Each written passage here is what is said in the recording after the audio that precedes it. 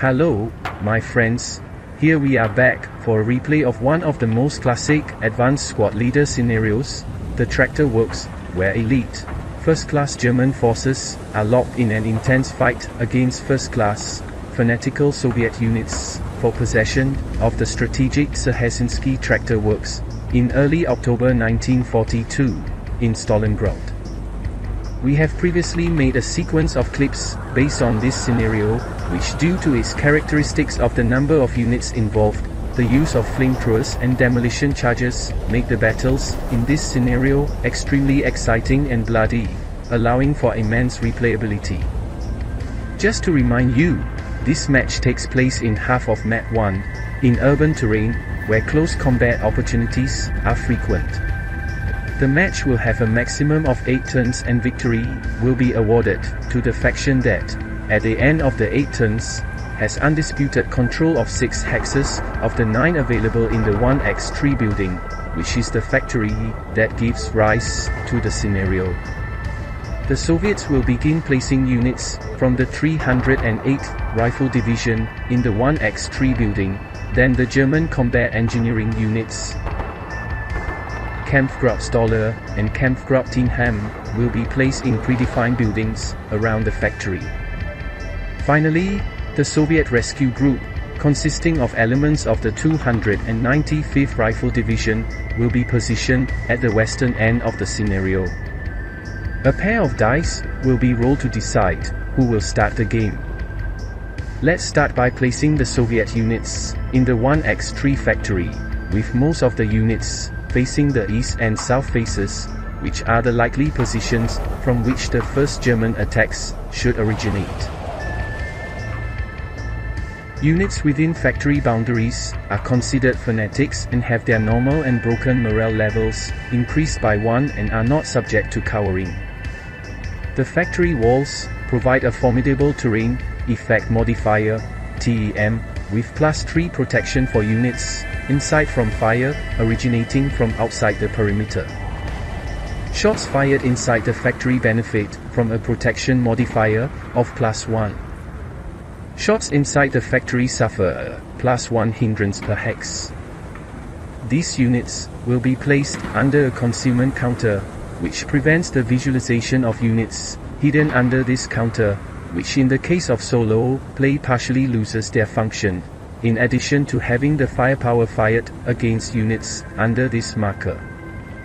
The Soviet leader, 9-2, will be placed in a peripheral position in relation to the origin of the main German attack, as this leader will be a key player in restoring the morale of Soviet units that have had their morale broken in battle.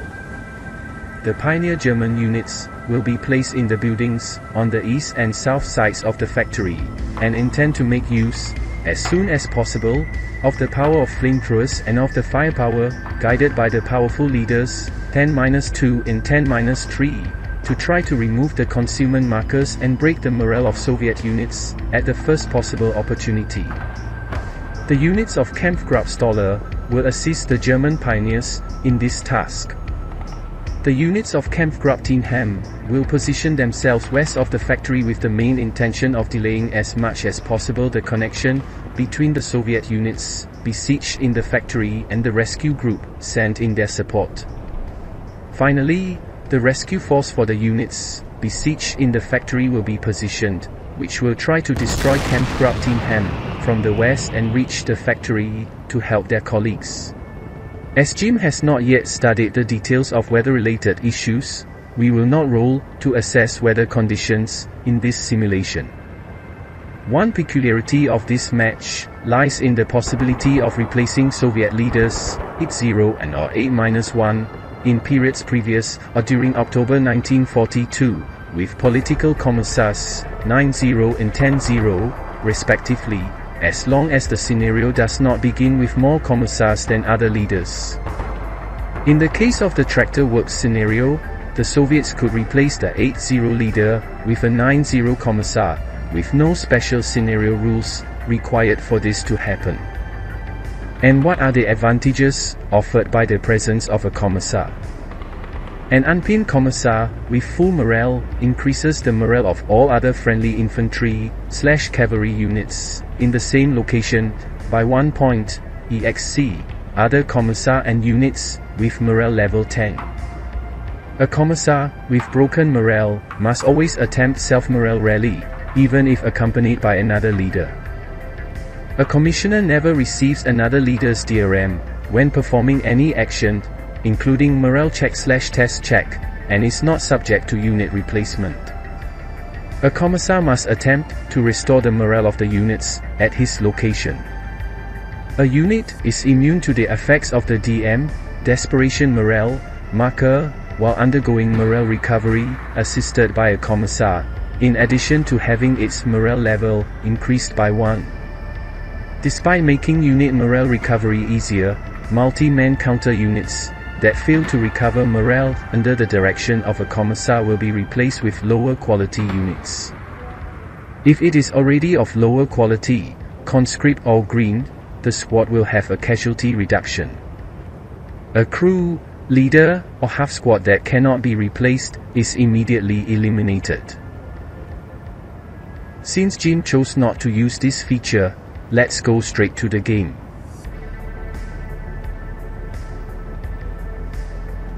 To begin, a dice roll will be made to determine which of the factions will start the scenario.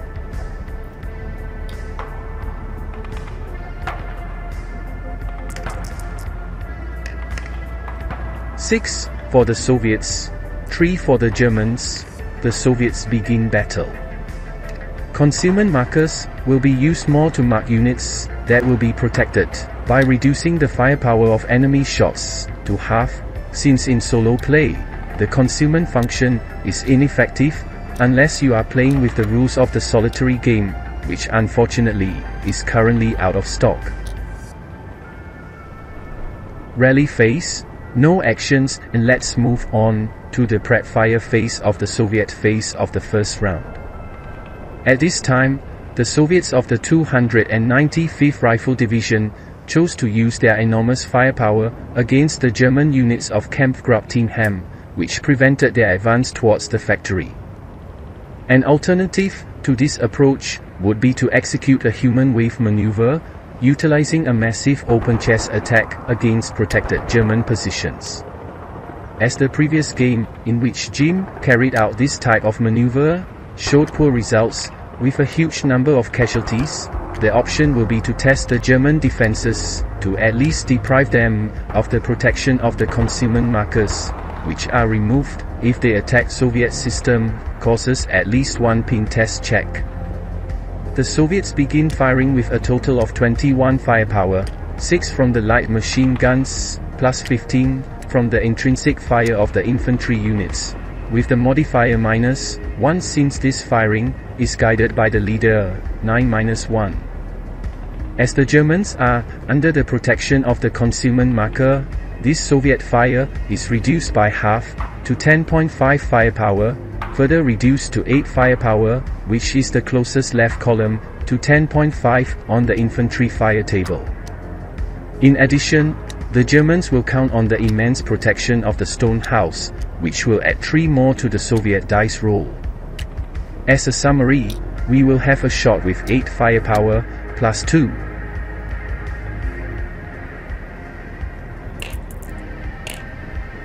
Six plus 2 equals 8, equals a normal morale check to be suffered by German units, who will lose the concealment marker.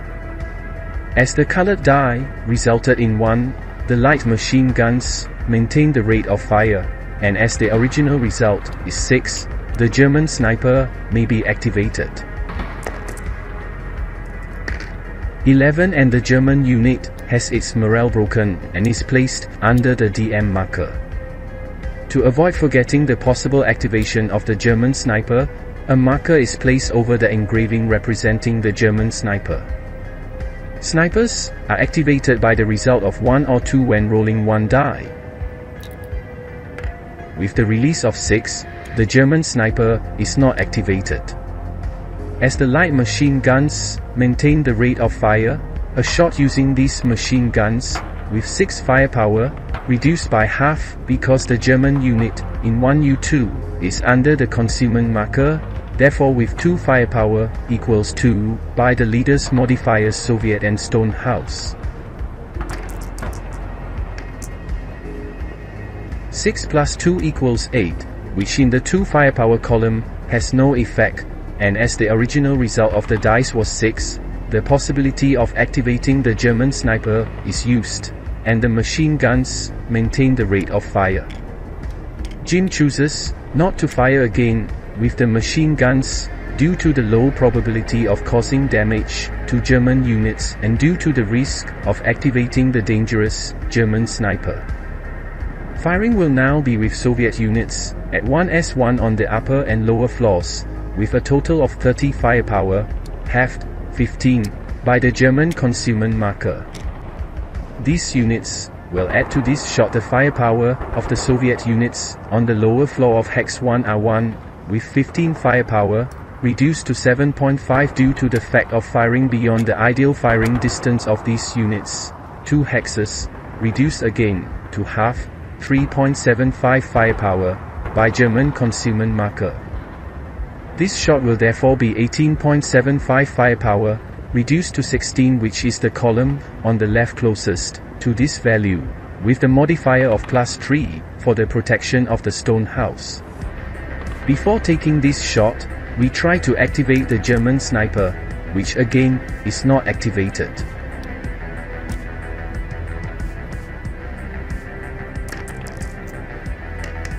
Nine plus 3 equals 12, which in the 16 firepower column results in a loss. However, Jim made a mistake and considered this shot in the 20 firepower column, which results in a ping test check, leading to the loss of the consummation marker by part of German unity. The German unit passes the ping test check.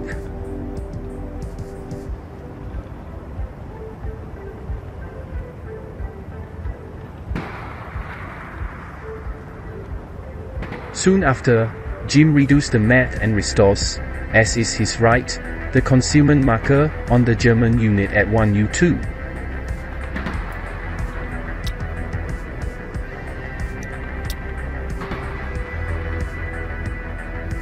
The next Soviet action is to create a mega fire group with the units on the upper and lower floors of hexes 1Q3 and 1Q4 over the German units on the upper floor of hex 1S3.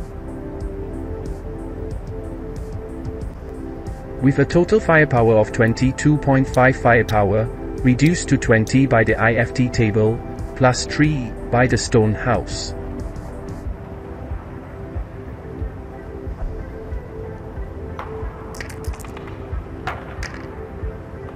(11 plus 3 equals 14, which is a terrible waste of resources for the Soviets, resulting in a loss.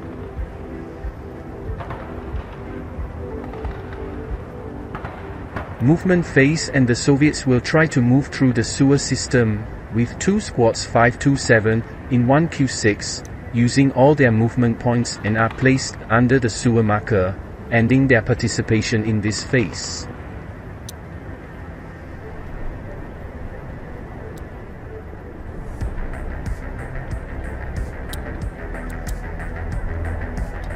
The remaining squad in 1Q6 carries out an assault movement towards 1P6. Defensive fire phase.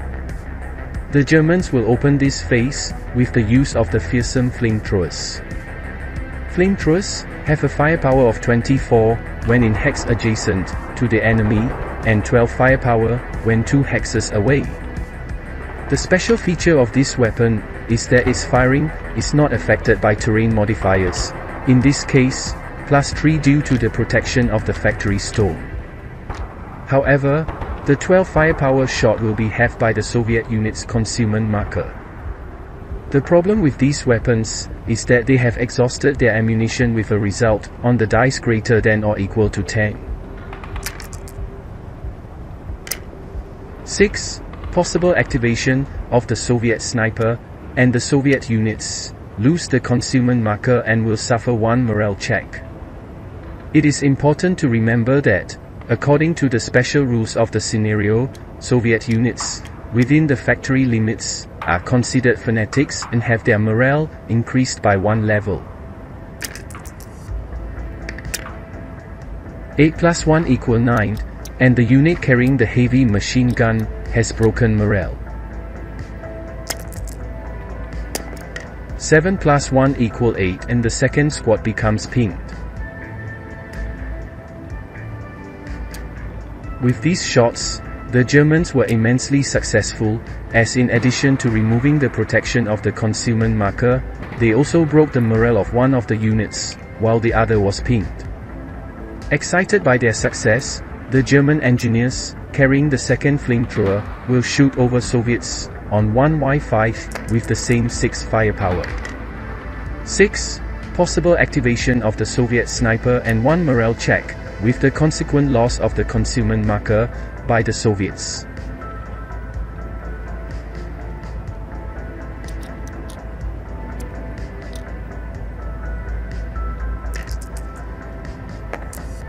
Seven plus 1 equals 8, pinged.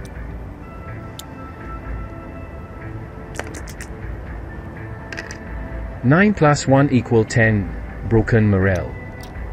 With the removal of the concealment markers, the next German step will be to fire on these Soviet units, using units under the command of leaders 10-2 and 10-3, which greatly reduce the protection factors of Soviet forces. The first attack will be carried out with a massive 24 firepower from the units next to the leader 10-3, which neutralizes the +3 protection of the stone house.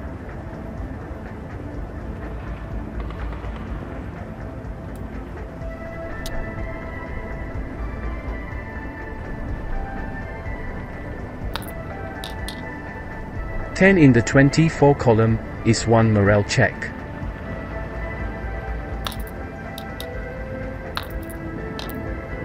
And the 2 Soviet units pass. The firing will now be carried out under the guidance of the leader 10-2, with 12 firepower plus 1.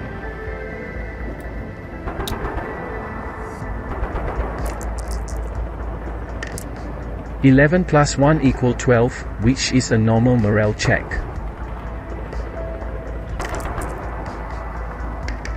(8), and it would be a pinged, but the unit is already pinged and therefore has no effect.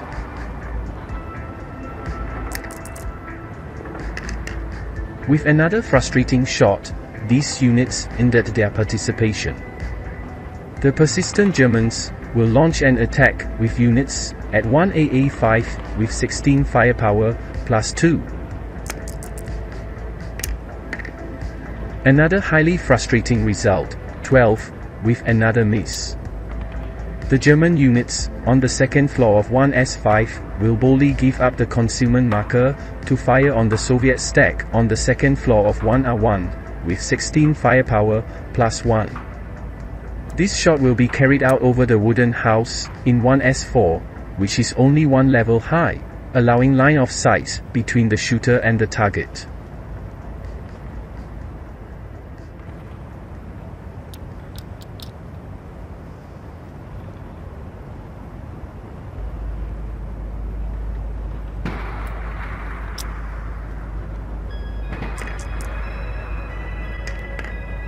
Six.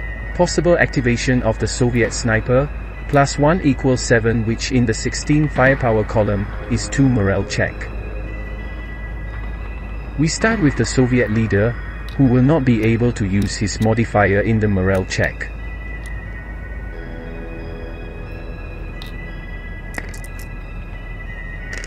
Nine plus 2 equals 11, and the Soviet leader's morale is broken.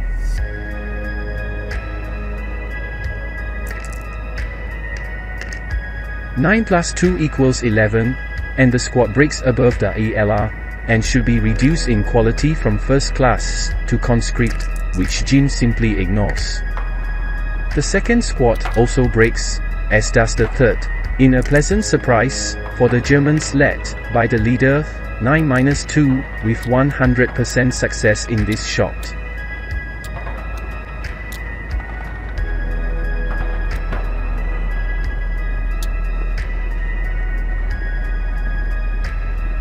Let's now test the possible activation of the Soviet sniper, as we have 3 possible accumulated activations, which is why it is important to mark every time the possible activation of the snipers occurs, as it is very easy to forget these situations.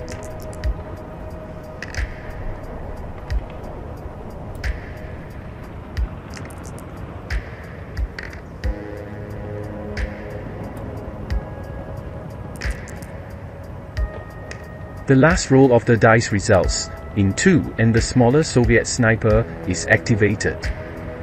Let's now roll 2 dice to evaluate where this sniper's attack will occur. White dice, direction, colored dice, distance. The closest German unit is the one in 1U8, and let's check the rulebook to see what will happen.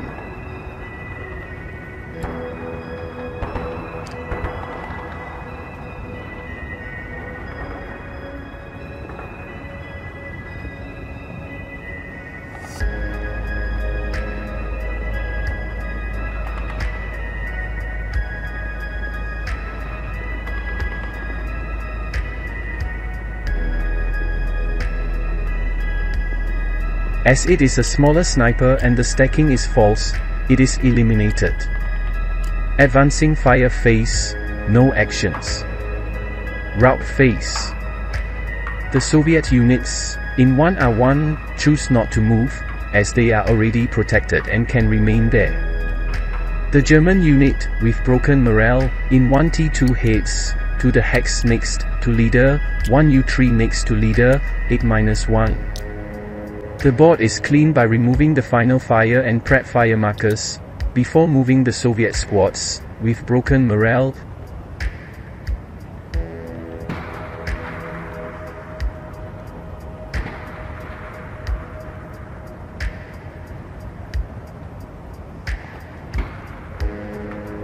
In the factory move to the leader, 9-2 in the sector.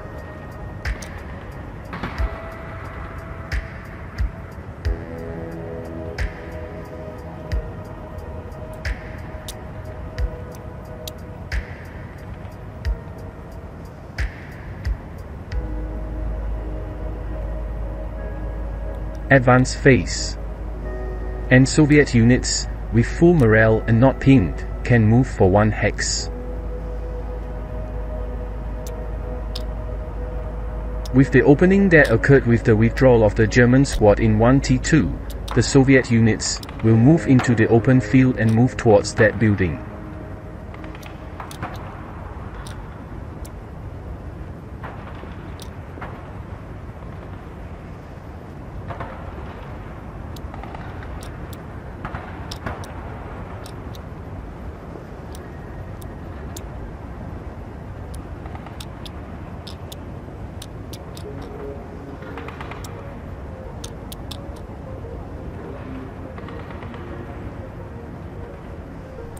A repositioning within the factory is carried out to try to rebuild the defenses in the areas that were shaken by the German flamethrower attack.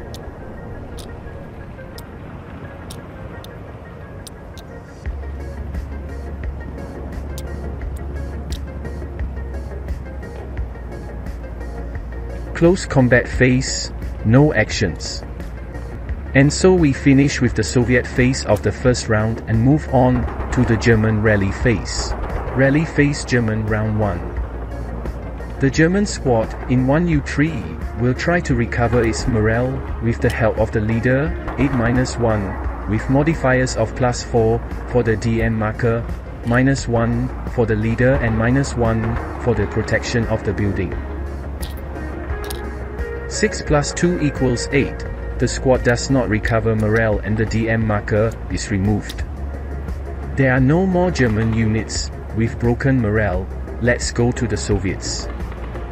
Let's start with the units in the factory, stack with the leader, 9-2, with the modifiers -2 for the leader, -1 for the factory protection, +4 for the DM marker, remembering that the Soviet units inside the factory are considered fanatics and have 1 point added to morale.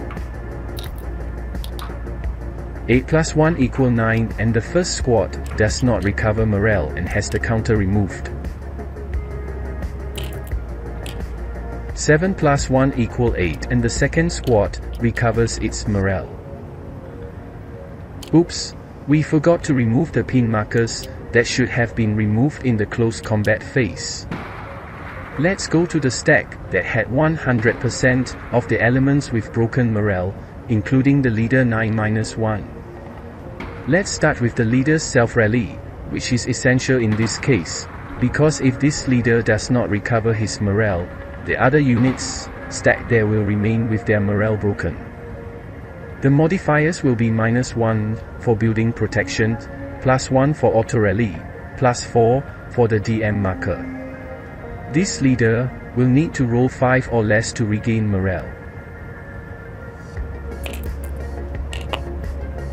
9 and the leader does not recover morale and consequently, the squad's position there will remain with broken morale, with the DM marker being removed. Prep fire phase. The Germans will take advantage of Soviet units advancing across open terrain without any protection modifiers.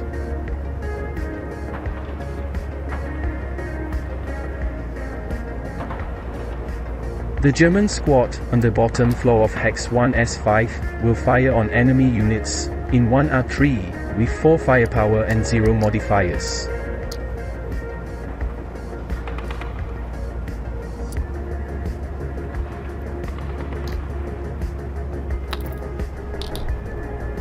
For which is 1 morale check in the 4 column of the infantry firing table.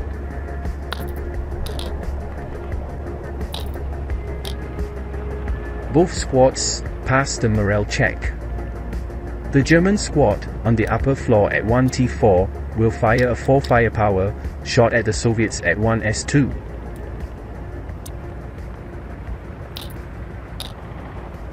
(7) Pin test check.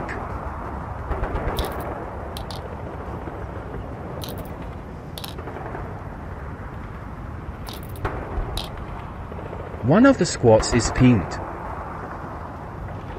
and there is a possible activation of the German sniper, which does not occur.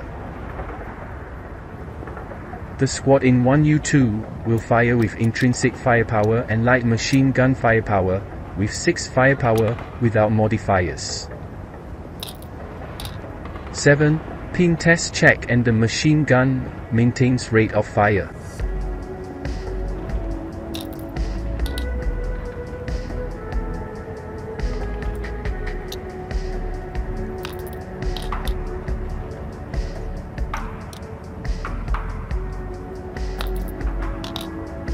Two squads have their morale broken and the third squad becomes pinged.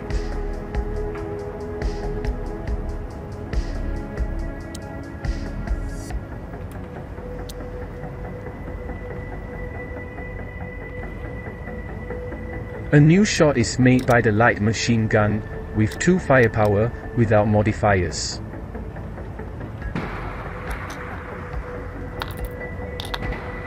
(4) 1 morale check and the machine gun maintains its rate of fire. 10 plus 1 equal 11 and the squad pin breaks above the ELR and is reduced in quality to conscripts.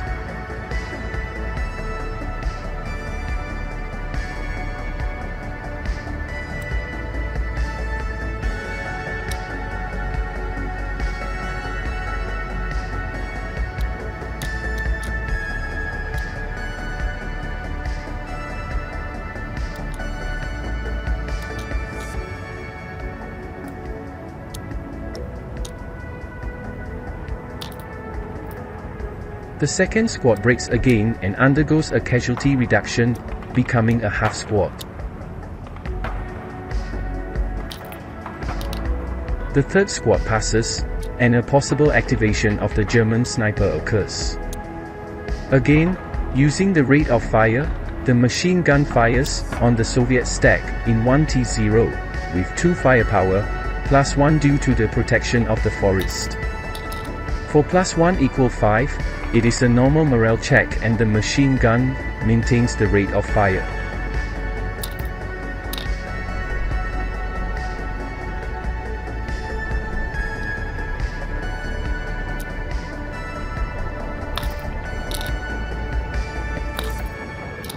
One of the squads is pinned, another has its morale broken, and the third passes. Taking advantage of the rate of fire, the machine gun fires again at the same stack. 3 + 1 = 4 is one morale check, and finally the machine gun loses the rate of fire. With a result of 11, the first squad breaks above the ELR, and has its quality reduced to conscript.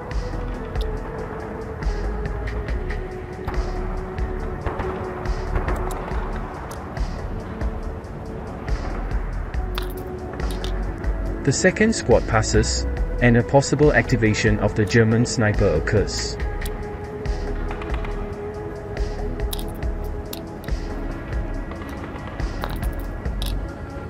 The third squad doesn't have its morale broken again. The activation of the German sniper is check, which does not occur.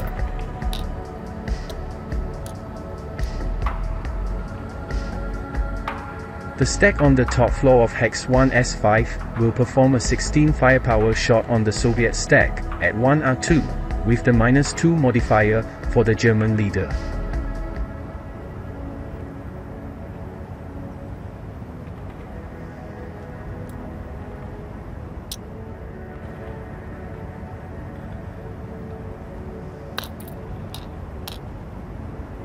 For -2 = 2, which is 2 kill in action, eliminating the 2 Soviet squads immediately, maintaining the rate of fire. Using the firing rate of the machine guns, an 8 firepower shot will be fired at the units in Hex 1R3, with the German leader's modifier of -2. Another exceptional German shot for -2 = 2. Which causes the summary elimination of one of the Soviet units, while the other's morale is broken. Machine guns lose their firing rate.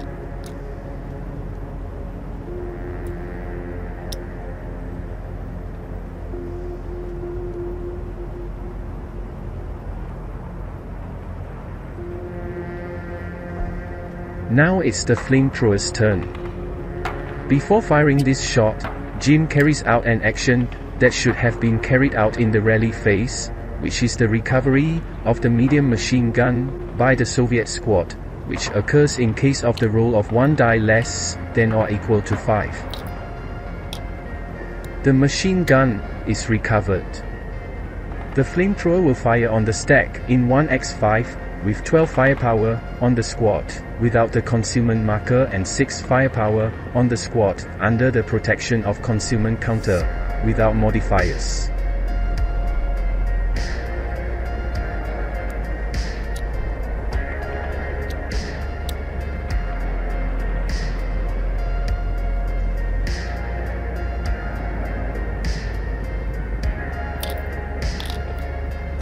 Five, which is 2 morale check for the squad, without the concealment marker.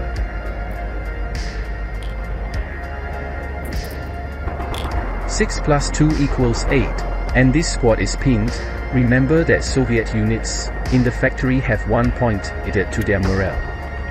There is a possible activation of the German sniper. The squad under the concealment marker will suffer 1 morale check and lose the concealment marker. The Soviet squad passes.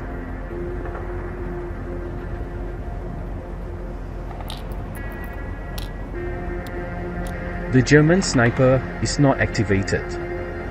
The other flamethrower will carry out an attack on the Soviet stack at 1Y5. 6, with possible activation of the Soviet sniper. With this result, the concealment marker is removed, and 2 of the squads will suffer 1 morale check, and the other will suffer 2 morale checks.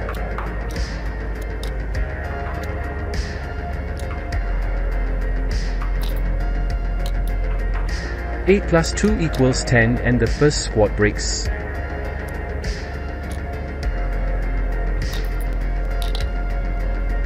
Eight + 1 = 9, and the second squad breaks. 8 + 1 = 9, and the third Soviet squad also breaks. The result is fantastic and shows how flamethrowers are vital weapons for attacking fortified positions. Broken Soviet units will suffer a double loss, as in addition to having their morale broken, they will also have to abandon the machine guns they carry, as these require 5 portage points to be carried and squads with broken morale can only move 3 portage points. To further worsen the Soviet position, the Germans stacked on the first floor of Hex 1Z6 with a total of 20 firepower, with no modifiers on Hex 1X5.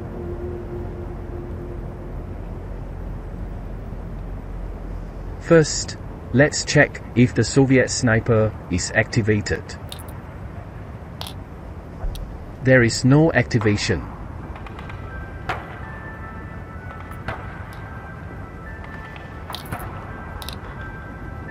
Eight in the column of 20 is 2 morale check, and machine guns lose their rate of fire.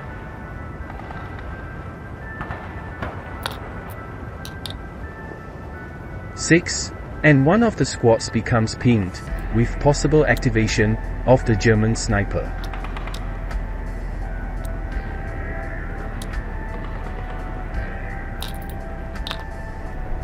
The second squad passes.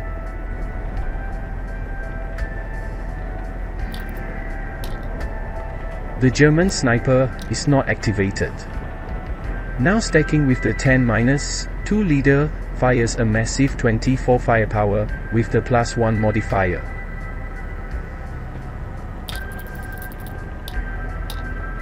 (11 + 1 = 12, which is a normal morale check, and the machine gun loses its firing rate.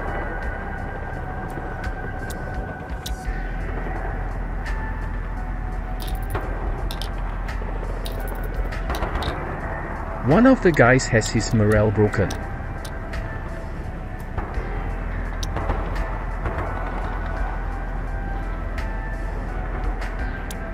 Let's move on to the movement phase, in which to start, the squad of elite engineers, in 1AA5, will try to launch a smoke grenade over Hex 1Z4. To achieve this feat, 1 die will be rolled, and if the value is less than or equal to 3, marked in superscript, in the firepower value on the counter. The cost to throw the smoke grenade is 1 movement factor if it is directed to the same hex, and 2 movement factors to throw it in an adjacent hex. 3 and the grenade throw is successful, and a smoke marker is deposited in Hex 1Z4. This marker will provide +2 protection for shots from Soviets whose line of fire crosses Hex 1Z4.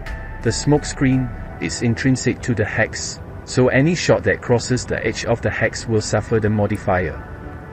A stack consisting of leader 9-1 and squad 8-3, it carrying a demolition charge and who launched the grenade, moves to Hex 1Z5 in assault movement.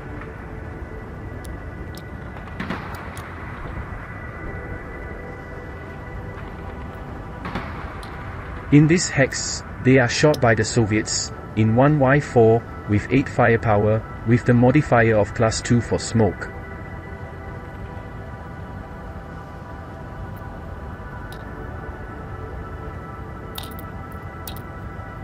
(9 + 2 is 11, which is a loss, and a 4 residual fire counter will be placed on the attack hex. The Soviets cannot fire a new shot, subsequent first fire, as the German stack spent only 1 movement factor to enter the hex. With this, the German squad deposits the demolition charge in the hex occupied by the Soviets, in 1Y5, spending 2 more movement factors to carry out this maneuver, spending so far 5 movement factors out of the 6 they are entitled to because they are accompanied by the leader. As the German stack spent 2 movement factors to post the demolition charge and could suffer the subsequent first fire from the Soviets, with a total of 6 firepower, 4 from the squad's intrinsic fire, +2 firepower from the light machine gun. 6 + 2, smoke screen, is 8, which is ping test check and possible activation of the German sniper.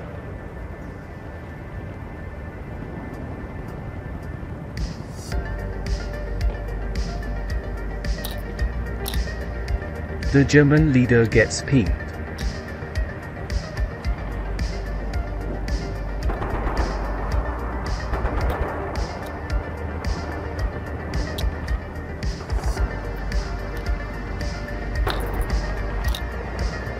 The squad passes.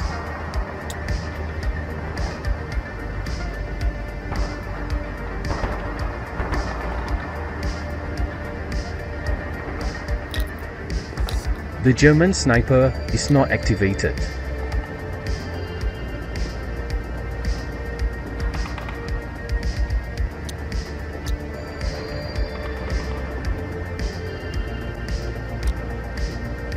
A stack with leader 80 tries to launch a smoke screen 1y6 without success, and moves to hex 1y6 in assault movement, where it suffers an attack with 10 firepower, reduced by half since the squad is pinged, doubled due to the shot occurring at close range, therefore with 8 firepower minus 1 due to the shot occurring in an open field. 6 minus 1 is 5, 2 morale check and possible activation of the German sniper. In addition, the machine gun maintains the rate of fire.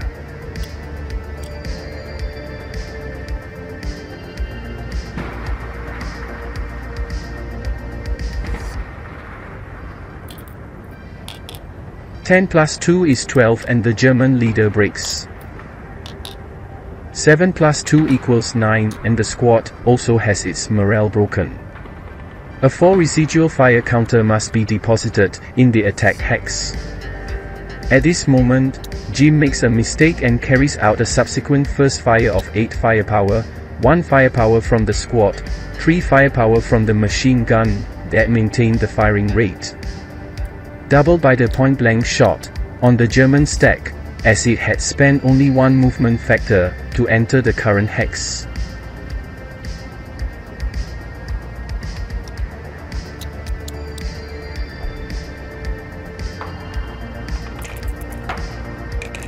Five minus 1 equal 4, which would be 2 morale check, which Jim considers as AK/2, that is, one of the units will suffer a casualty reduction and both will suffer a 2 morale check. The machine gun maintains the rate of fire. In the random choice, squad 838 is reduced and becomes half squad.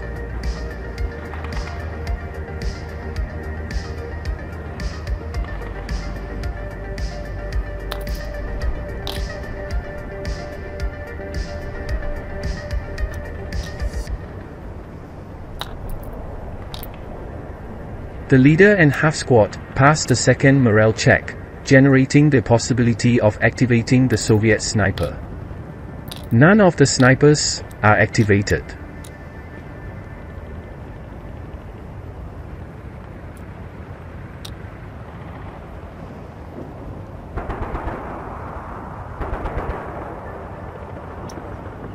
Squad 447 moves to 1Z3 in assault movement, suffering attack from the Soviet squad position at 1Y3, with 12 firepower, minus 1 for the movement in open terrain.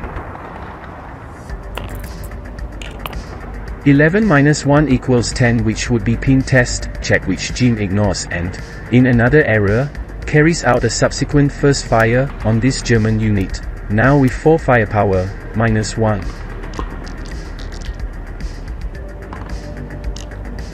8 minus 1 equals 7, which is ping test check that the German squad passes. The squad in 1AA5 moves to the hex with smoke spending 2 movement factors, where it is subjected to a desperate final protective fire, a situation in which the results of the dice roll to hit the German unit are simultaneously used as a normal morale check for the Soviet units.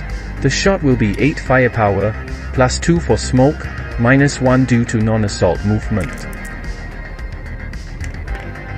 And the result is terrible for the Soviets, as the result of 9 causes both units to have their morale broken, without affecting the German unit, which takes advantage of the good luck and places the demolition charge on hex 1Y4.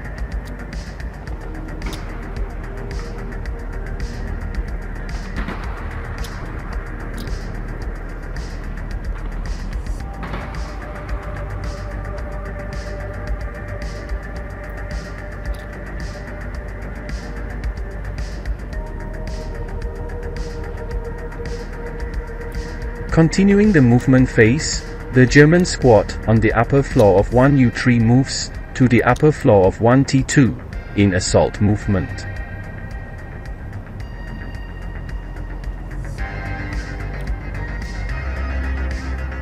In this hex it suffers a 16 firepower attack from Soviet units in 1S1 and 1T0 with the modifier of +3 for the stone house.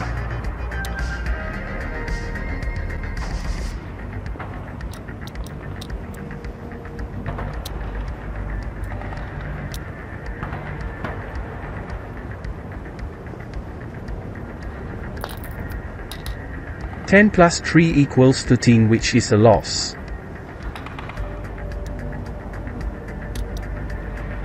The Soviets form a large fire group with the units in 1Q3, Q4, Q5 against the brave units on the top floor of hex 1S5 with 24 firepower and the +3 modifier.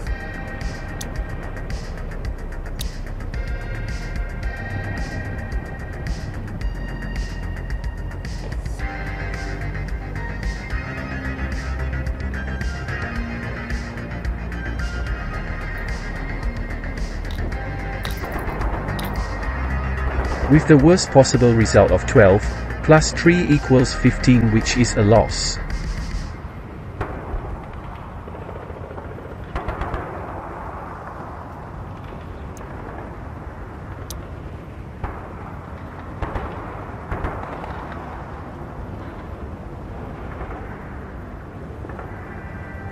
Advancing fire phase.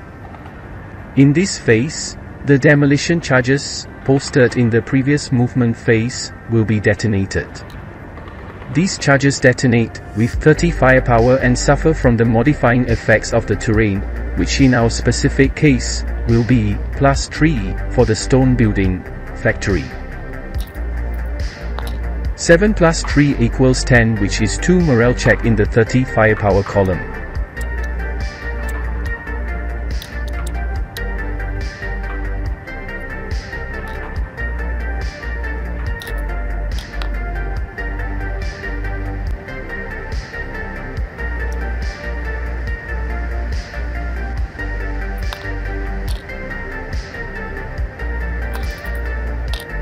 As a result, one of the squads breaks again and becomes half squad, the other two squads pass, and with the launch of the so-called snake eyes, double one of the squads qualifies for heat of battle.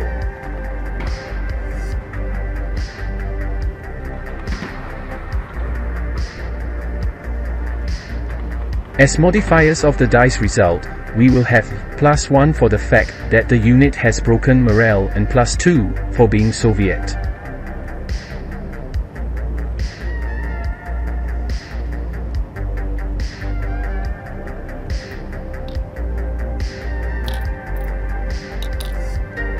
(6 + 3 = 9, which makes the Soviet unit berserk. At the same time this unit recovers its morale.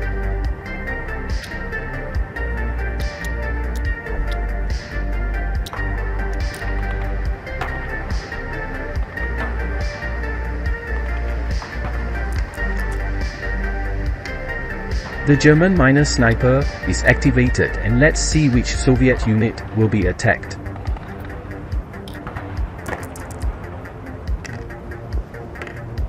For on the white die is the direction, 6 on the colored die is the distance.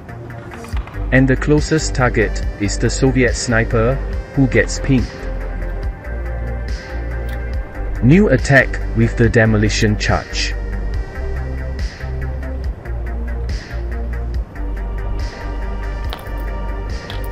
(11 + 3 = 14, which in the 30 firepower column is 14, which is ping test check.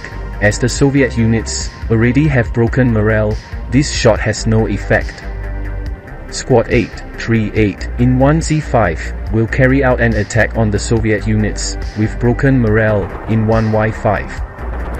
This unit has a dash below the firepower value, which indicates that this unit has assault fire quality with some interesting modifiers. Normally, during firing, units in the advancing fire phase have their firepower reduced by half, which would mean that the original 8 firepower shot would be reduced by half to 4 firepower. As this unit has the assault fire property, the firepower is reduced by half to 4, then 1 point is added to this value, changing to 5, and finally doubled to 10, as it is a point-blank shot, which will result in an 8 firepower shot plus 3 through the stone building.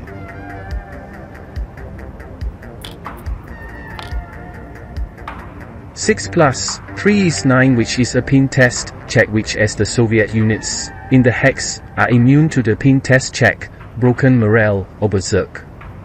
There is also the possibility of activating the activated sniper. The Soviet sniper is not activated.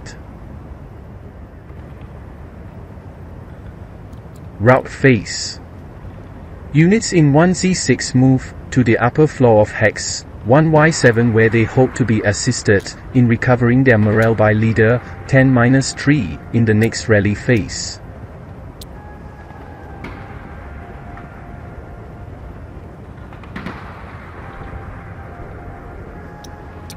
We end the advancing fire phase with the removal of the prep and advanced fire markers and the smoke marker.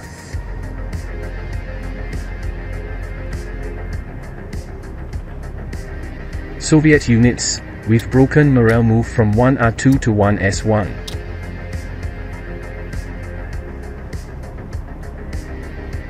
A in 1R3 moves next to the leader, X0 in 1P1.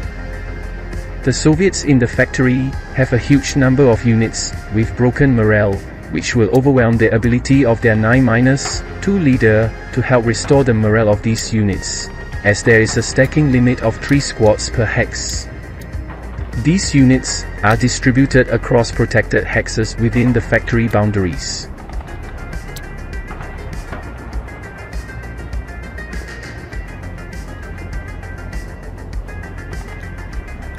Advance phase.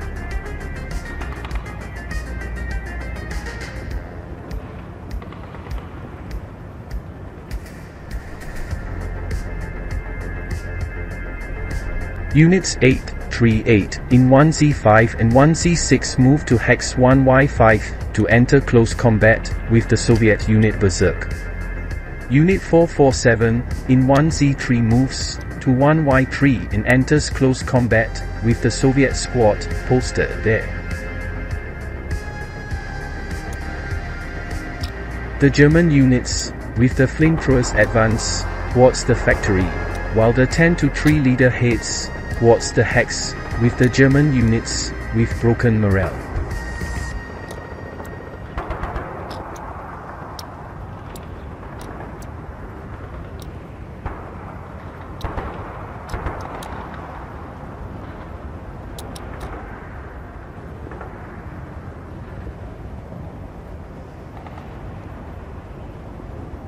Upper floor of 1U2 to the upper floor of 1T2, while the unit that was originally in this position moves to the lower floor of this hex.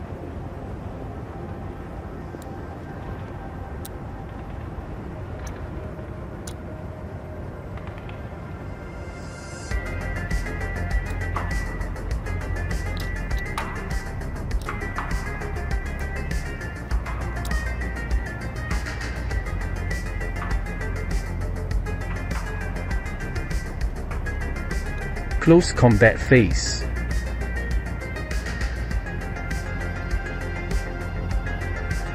Let's go to the units engaged in close combat in hex 1Y5. To begin with, we will roll 2 dice, one for the Soviets and one for the Germans, to check the possibility of an ambush occurring. In this case, if one of the factions obtains a result 3 points lower than the opposite faction, the ambush occurs. As modifiers, we will have +2 for the Soviets. Berserk units are considered lax, with a +1 modifier for each item. Double 6 and the ambush doesn't occur.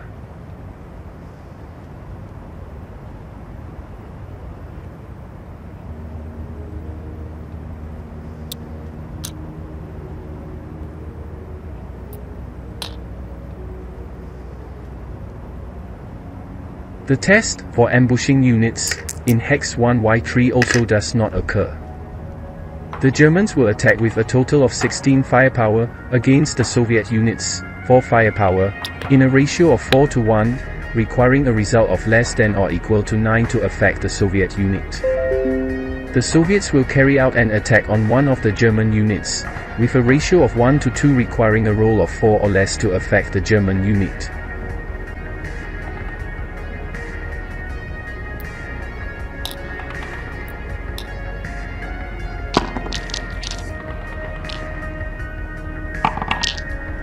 And the Soviet unit is eliminated.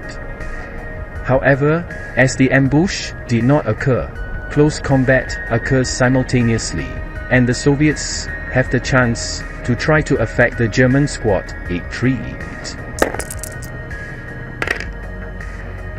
7 and it's a loss, and the Soviets are eliminated, with accumulating casualties for this faction.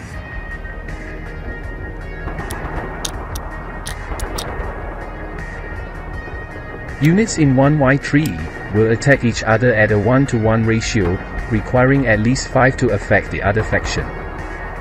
The Germans begin the attack, and with a result of 5 they cause a casualty reduction in the Soviet unit, which becomes a half squad, which also attacks, and, unfortunately, with a result of 6 it does not affect the German unit, and these units enter melee. The pin markers are removed, and we move on to the rally Soviet phase of the second round. At this moment, with an extremely positive position for the Germans, with the virtual neutralization of the advance of the units of the 295th Rifle Division towards the besieged factory, as well as achieving the absolute suppression of the Soviet defensive positions at the factory, whose limit they have already penetrated. The few Soviet leaders are overwhelmed by the number of units with broken morale, and many of these units will optimistically have to wait more than one phase to recover their broken morale. With that, Jim says see you soon. Namaste.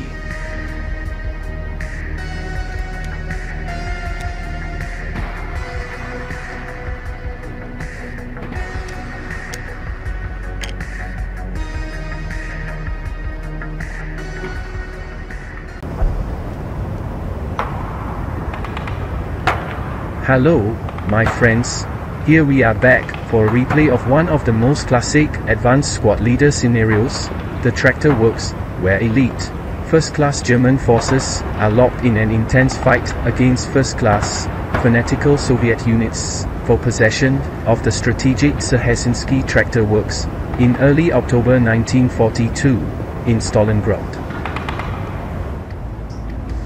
The first round was characterized by a total failure of the Soviet units of the 295th Rifle Division in their attack against the defensive positions of Kampfgrabstoller, preventing these forces from approaching and making a connection with the Soviet units besieged in the factory.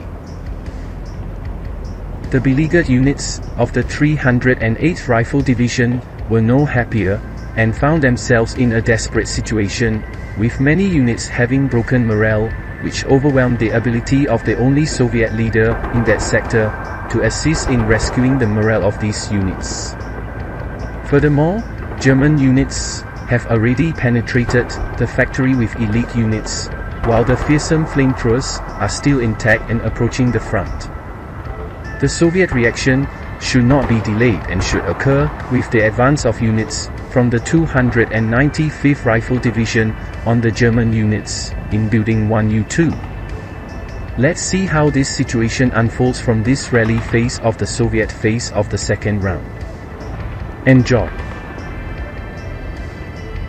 Rally phase Soviet, turn 2. We will start this rally phase with Soviet units with broken morale next to the Soviet leader on the upper floor of Hex 1R1. The leader will attempt the auto rally with modifiers of +1 for auto rally, -1 for house protection. 8 and the Soviet leader recovers his morale and will assist the Soviet squads in position with modifiers -1 for the leader, -1 for the protection of the house. The first squad recovers morale. With a result of 12, the second squad remains broken and undergoes a casualty reduction and becomes a half squad. And the third squad recovers morale.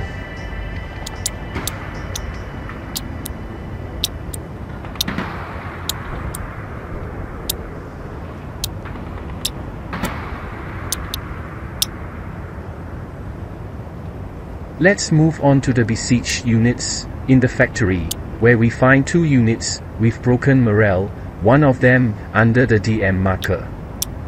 The first unit will have modifiers of -2 for the leader, -1 for the house. This unit restores your morale. Despite a result of 6, there is no probability of activation of the German sniper, which only happens in the prep fire phase, movement phase, defensive fire phase and the advancing fire phase. The second squad will have modifiers of +4 for the DM marker, -2 for the leader, -1 for the house, with the final modifier of +1. 7 + 1 = 8, and the Soviet unit recovers its morale, because, as previously stated, the Soviet units in the factory are fanatical and have their morale increased to 8. As it is the Soviet phase, they are entitled to an auto rally for one of their units, which will be attempted with the unit in 1x3. Just remember that the auto rally must be the first rally action to be carried out by the faction. The modifiers will be +4 for the DM marker, +1 for the auto rally, -1 for the house. And surprisingly, against the odds, this unit regains its morale. DM markers are removed from the area. One last unit, next to leader, 0, will attempt to recover its morale with a final modifier of +3. The Soviet unit does not pass the morale test, and with this we end the possibilities of a Soviet rally. Let's go to the Germans, who will attempt the unit rally in 1U3 with the -2 modifier, leader and building. 5 - 2 is 3, and the Germans regain their morale. In 1Z7, German units will attempt to rally with modifiers -3 for the leader, -1 for the building, +4 for the DM marker, with 0 modifiers.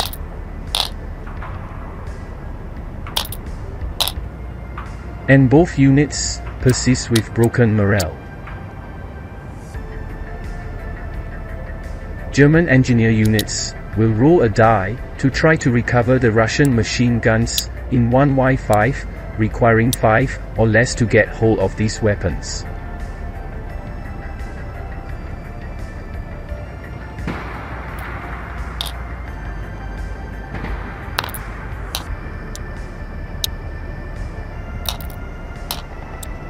And the 2 machine guns are recovered.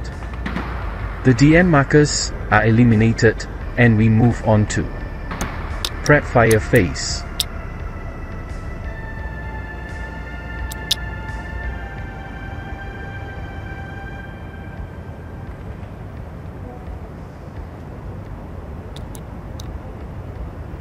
A fire group will be formed in 1x4 against the German units in 1Y5 with 24 firepower, -2 for the leader, +1 for factory protection. 9 - 1 is 8, which is 2 morale check.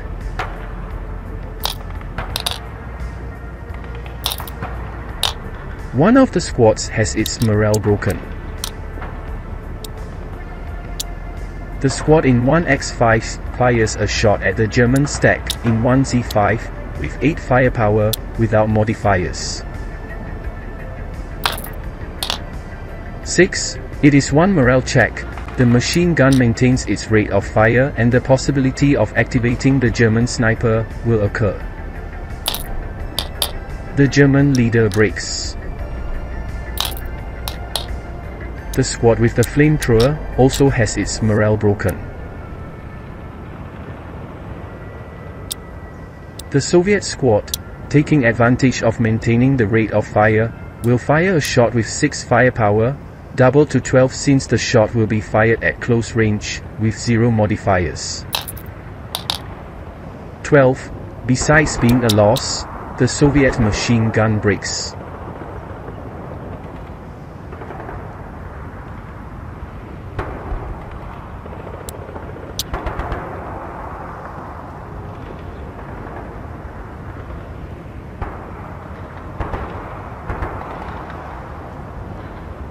The squads in hexes 1S1 and T0 form a fire group with 20 firepower and will fire on the German unit on the upper floor of hex 1T2 with a +3 modifier for the building. 6 + 3 is 9, possible activation of the German sniper and 1 morale check.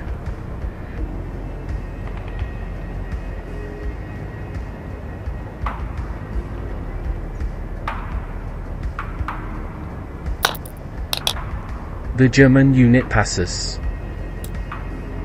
New attack on the unit, in 1T2, from the Soviet units, on the upper floor of hex 1R1. There will be 12 firepower, -1, for the leader, +3, for the building. New 12, the German unit, is unaffected and one of the German machine guns, is considered non-functional. The units, in 1Q4 and Q5, launch an attack on the German units, on the upper floor of hex 1S5, with 20 firepower, +3, for the building. 6 with the possibility of activating the German sniper, for the 3rd time, in a row, and German forces, will be subjected, to 1 morale check. The leader passes and will be able to help the units, that accompany him in their morale tests.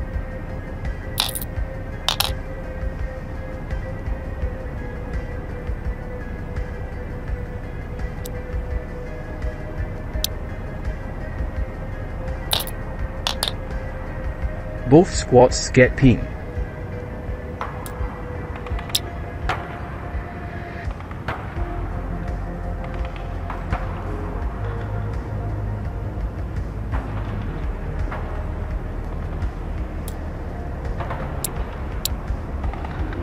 Movement phase.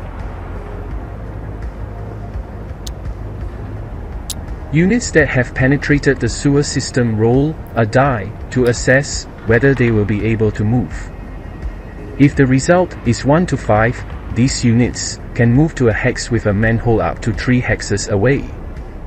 If the result is 6 or 7, this unit will be considered lost, and can be moved by the opponent to a hex with a manhole up to 3 hexes away. In the next movement phase, a new dice roll will be made, with a +1 modifier due to the unit being lost. If the result is less than or equal to 5, the unit will be able to move freely, otherwise, it will be considered lost, and the opponent will be able to move it.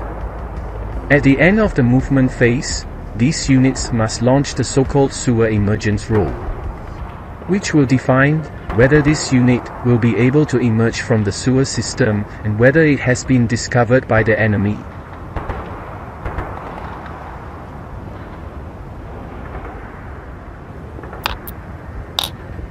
5. And the unit did not get lost and can move hidden and chooses to move to hex 1T7. In this location, this unit performs the rollover to the sewage emergency.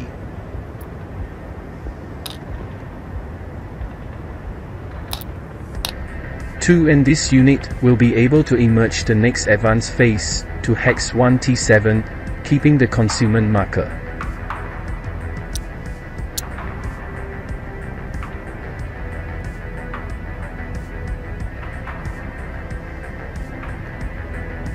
Movement of the Soviet squad from 1P8 to 1S8.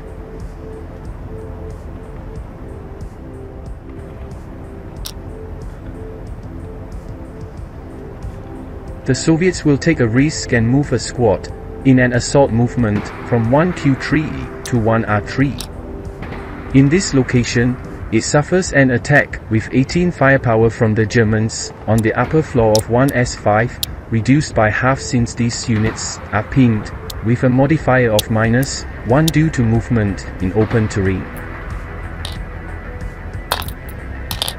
8-1 is 7, which is 1 morale check.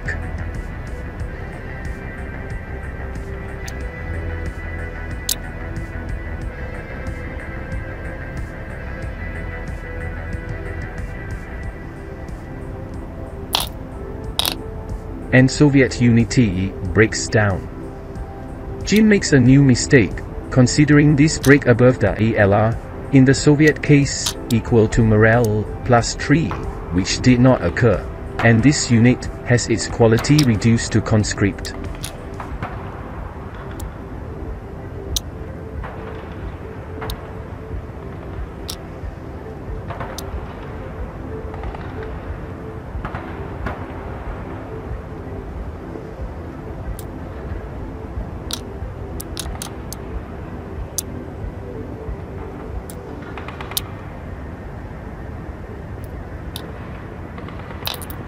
In the first evaluation of the activation of the German sniper, the smaller sniper is activated, and Jin will give up attacking the Soviet units and will move the sniper to a sector closer to the 295th Rifle Division units and position him in Hex 1T3. Again, the smaller sniper is activated.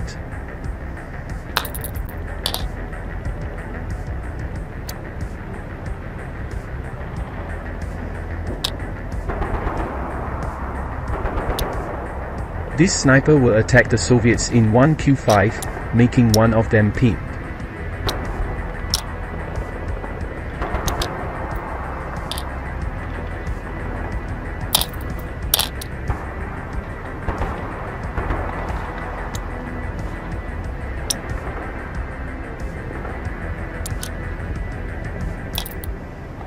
The last sniper is not activated.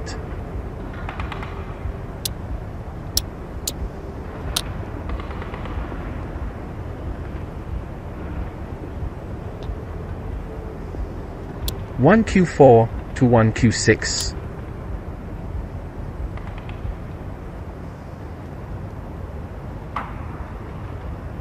One Q3 to 1R2, where it suffers an attack with 6 firepower from the German squad on the lower floor in 1T2, with a -1 modifier for movement in open terrain. 10-1 equals 9, which is a miss, and the machine gun loses its firing rate. New shot with 2 firepower, -1.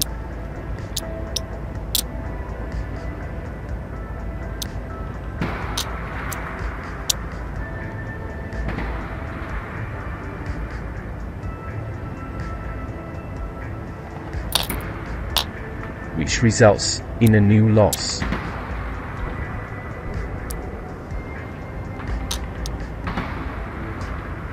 Fires from the upper floor of 1T2, with 6 firepower, -1.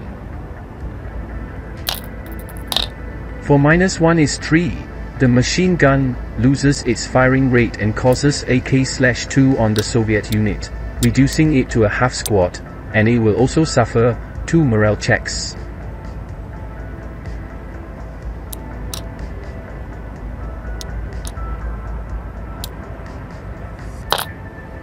And the Soviets fail.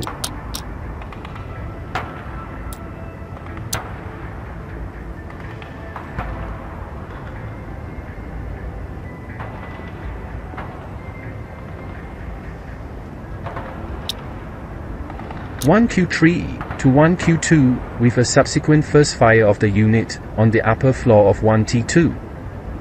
This shot is illegal, as the subsequent first fire can only be directed against the units closest to the shooter, which in this case are numerous Soviet units closer. 2 firepower, -1.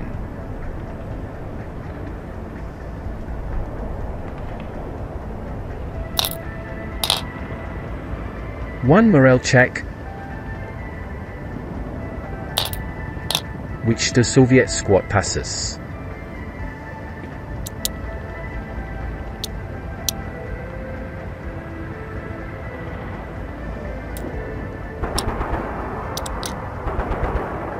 The unit on the upper floor of 1U3 gauges the firing line to the Soviet unit at 1Q2, and as this line is blocked at 1T2, this shot is considered to have been fired.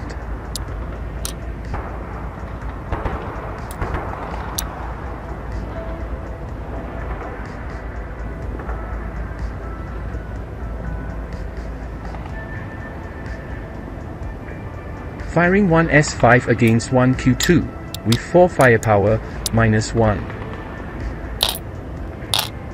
Normal morale check. And the Soviet unit should be pinned, but Jim considers it a breach of morale. 1X2 for 1W2 in movement assault. This unit maintains the concealment marker, as there is no line of sight from any German unit to this unit. German units in 1v2 are dummies and do not cause the loss of the marker.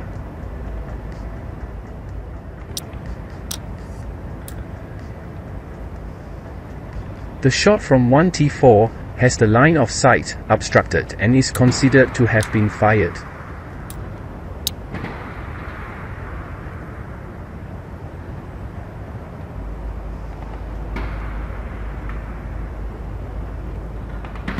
(1W4 for 1W4).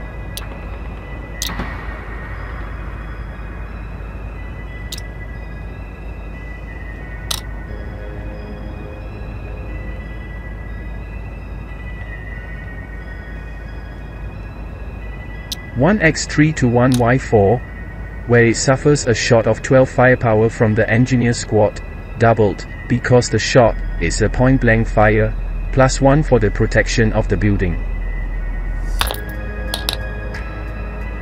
3 + 1 = 4. The machine gun maintains the rate of fire, and it is clear with the elimination of this Soviet unit.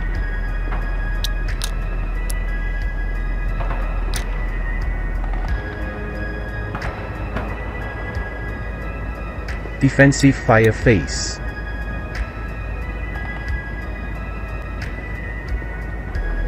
Flamethrower in 1Y6/1Z5 with 24 firepower without modifiers.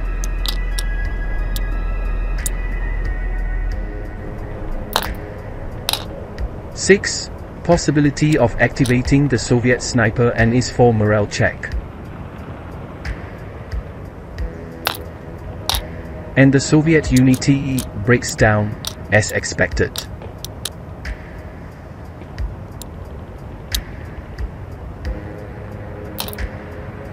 The Soviet sniper is not activated. Fire group starting from Hex 1Y7 with 24 firepower, -2 for the leader, +3 for the building.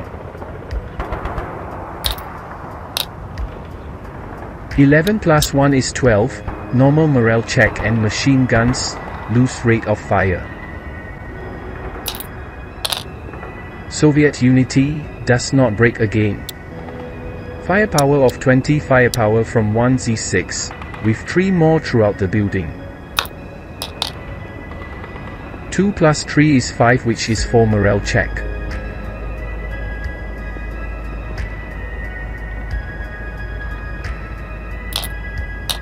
The Soviet unit has its morale broken once again, suffering casualty reduction and a reduction in its quality due to having broken above the ELR.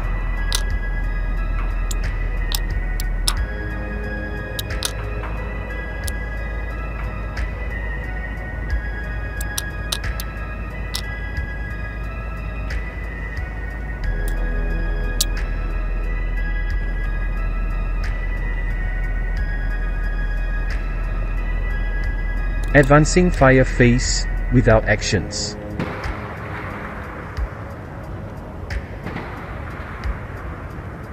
Rout phase. Cleaning the defensive fire and prep fire phase markers.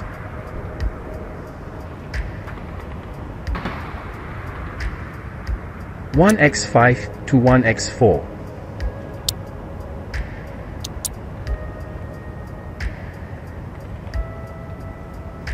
1q2 to 1p3.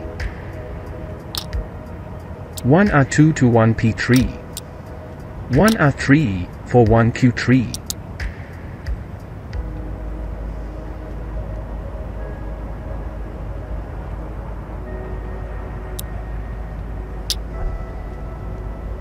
1z5 to 1 upper floor of 1z4.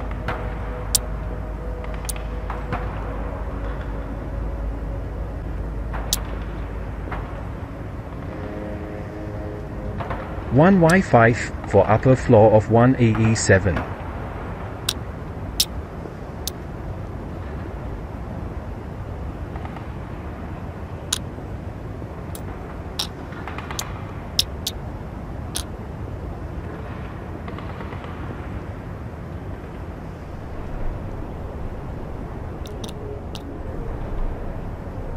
9-2 leader moves to 1x3. 3 squads in 1z4 move and enter into close combat against the German squad in 1y5.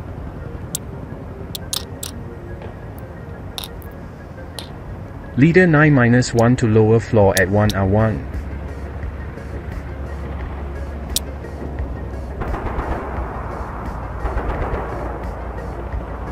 Two squads from 1r1 to the upper floor of 1s1.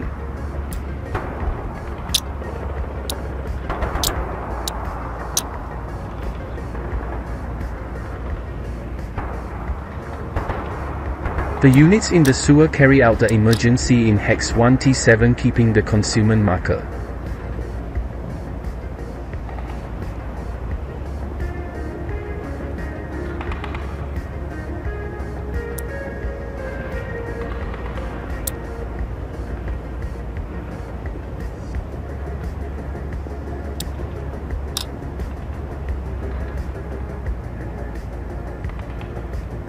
Several Soviet units advanced suicidally towards the German defensive positions. Close combat phase. Initially we will assess whether an ambush will occur. The ambush does not occur. The Soviet units will carry out a 12 firepower attack against 8 of the Germans, with a ratio of 3:2, requiring 6 or less to affect the German unit. These, in turn, will carry out an attack of 8 firepower against 4 of one of the Soviet units, requiring 7 or less to affect the Soviet unit. We start close combat with the Soviets, who with 7 do not affect the Germans. These, in turn with 9, also do not cause damage to the Soviet unit, and these units remain in melee. Units in 1y3 will attempt to resolve the melee. The Soviets will attack with a ratio of 1:2, needing 4 or less to affect the Germans, while the Germans, with a ratio of 2:1, need at least 7 or less.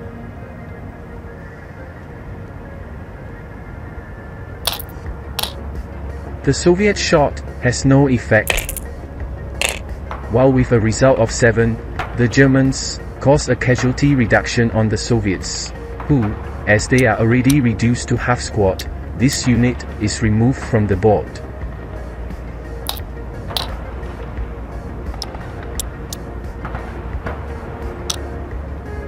And we arrive at the rally phase of the German phase of the second round.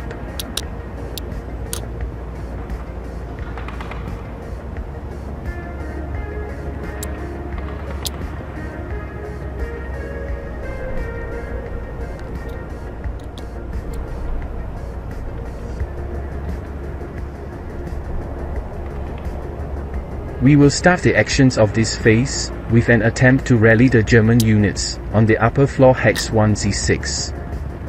The modifiers will be +4 for the DM marker for the 2 units that are under the DM marker, -3 for the German leader, -1 for the building. The 8-0 leader recovers morale. The half squad regains morale.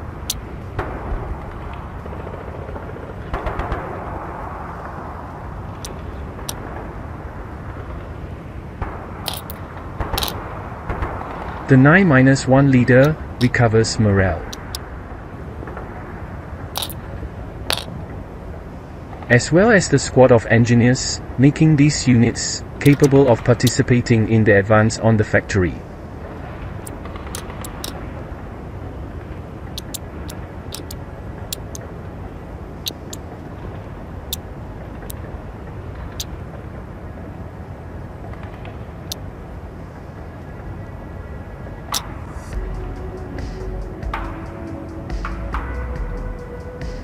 Soviet units in Hex 1. The pin markers, which should have been removed from the board in the close combat phase, are now removed.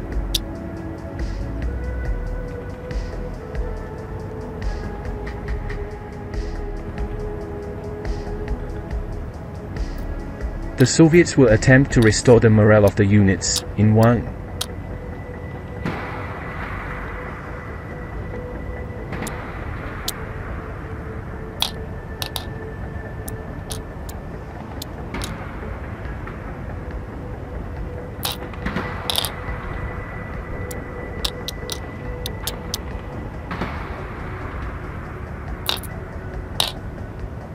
To everyone's surprise, and against all odds, the units recover their morale, and one of these units, with a result of 2 on the dice, will suffer the effects of the heat of battle, with modifiers of +1 for being inexperienced, +1 for are broken, +2 for being Soviet, with the modifier of +4.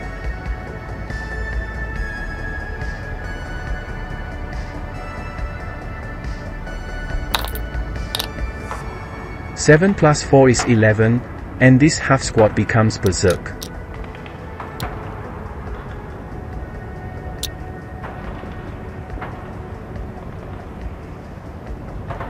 The 9-1 leader will assist the units on the lower floor of Hex 1R1 with modifiers of -1 for the leader, -1 for the building.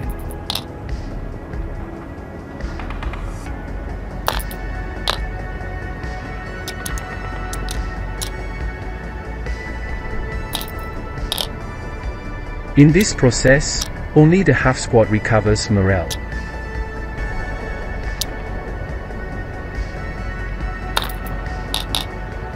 Jim makes a mistake and auto-rally the Soviet unit in 1T0, when the possibility of auto-rally is only valid during the unit's turn, which is not the case. Rally attempt in Hex 1P1, with modifiers of -1 for the building and +4 for units under the DM marker.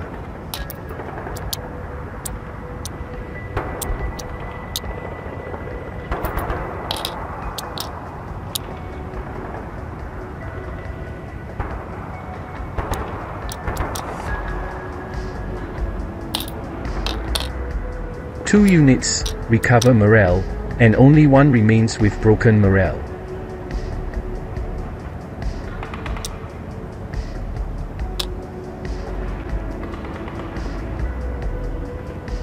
Jim realized his mistake and returned the Soviet unit in 1T0 to its original condition of broken morale. Oops, we forgot about the German unit under the DM marker on the upper floor of Hex 1AA7, with the modifiers of +1 for the auto-rally, -1 for the building and +4 for the DM marker. And German unity remains with broken morale.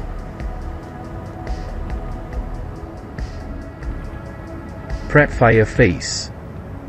In this phase, the Germans will carry out a bold maneuver, and will fire with the flamethrower in Hex 1Y6, with 24 firepower, without modifiers, on the melee units in Hex 1Y5. The Germans know that this could negatively affect their 8-3 squad in that hex, but they calculate that the risk is worth it if they manage to reach the Soviet units posted there. And the attack is powerful, with a result of 6, in addition to the possibility of activating the Soviet sniper.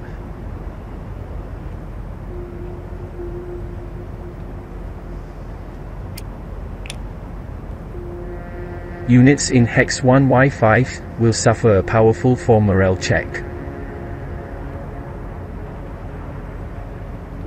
Let's start testing with the German unit.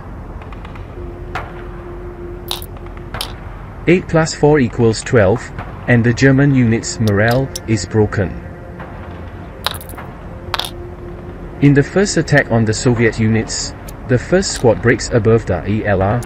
9 plus 4 is equal to 13, and this unit has its morale broken and is reduced to conscript.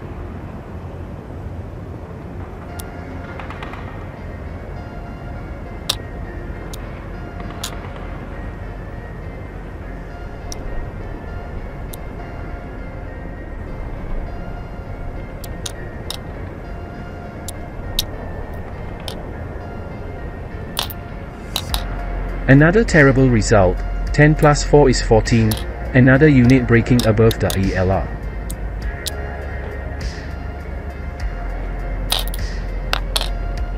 Poor Soviets. And to the utter delight of the German troops, the 3rd Squadron also has its morale broken. The squad that carried out this shot will certainly receive an Iron Cross from the hands of Faust himself. The situation of the Soviet units at the factory is absolutely desperate.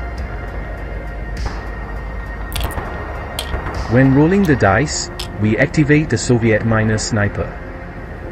White die, direction, colored die, distance.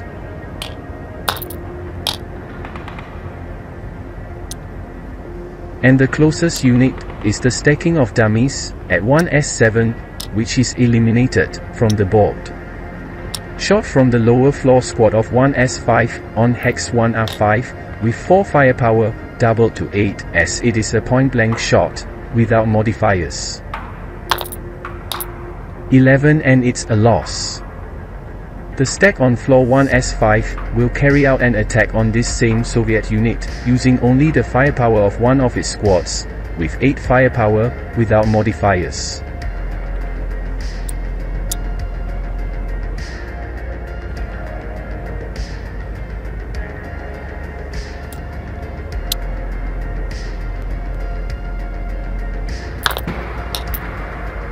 Which is normal moral check.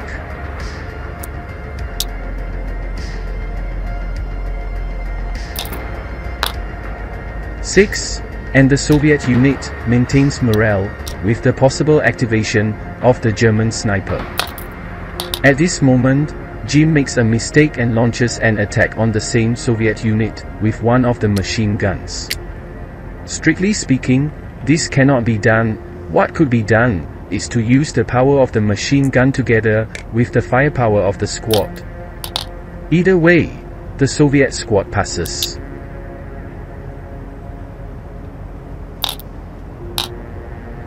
The German sniper is not activated. Jim insists on the same mistake and uses all the remaining power of his units on the brave Soviet guys. And it's another loss, again against all odds, with an example of the justice of the data gods.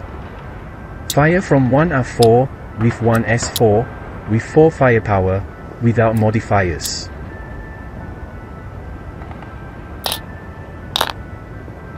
New effort wasted by the Germans.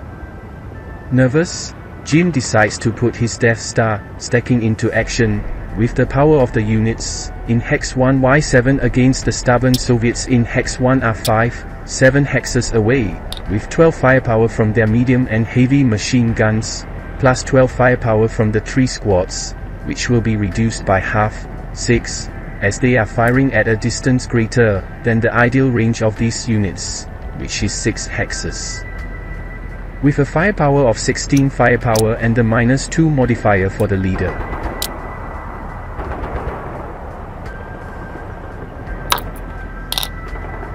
Three -2 is 1, which is a kill in action. The machine guns maintain their rate of fire, and the brave Soviet squad is eliminated from the board.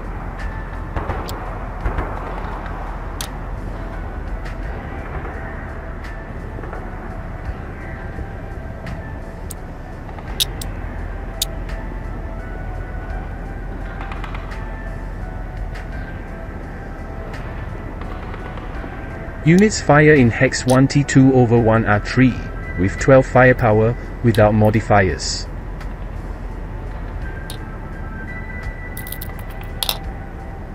Yes, continuing with the German bad luck, with 12, there is no effect and one of the German machine guns becomes non-functional.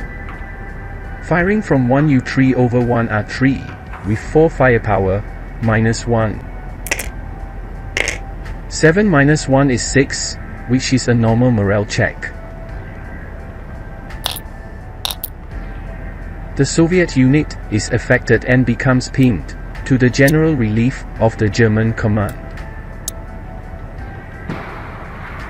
Movement phase.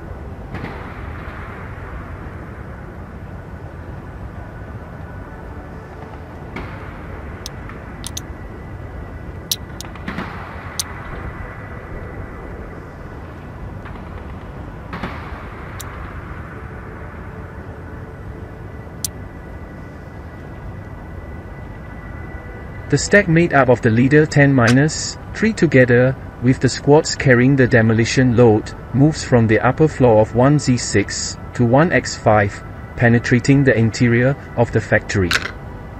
In this position, they suffer an attack from the Soviet stack in 1X3, with 8 firepower, with modifiers, +1 for the factory, -2 for the Soviet leader.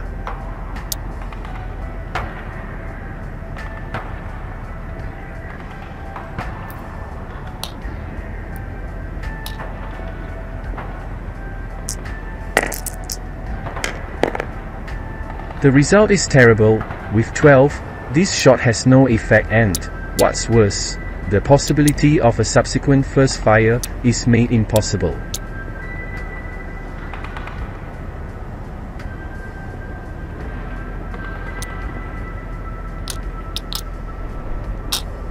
(1Y3 for 1Z2) in movement assault, where it suffers from Soviet fire, in 1W2 of 6 firepower, -1 for movement, in open terrain.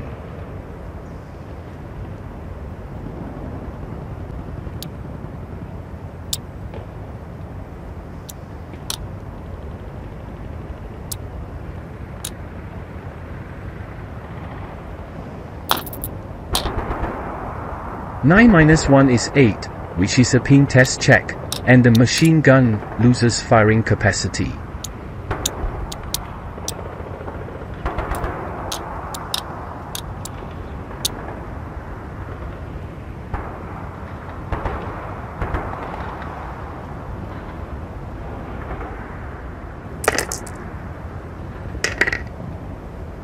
(9) and the German unit gets pinned. Subsequent first fire, with 2 firepower, -1. 6-1 is 5, possible activation of the German sniper and normal morale check.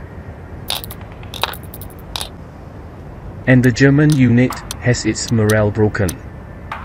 Units on the lower floor of 1Z6 move to 1Z5 and 1Z4, where they cannot be attacked by Soviet forces in 1T7, as the maximum range of Soviet units' weapons is 4 hexes and German units are beyond this limit.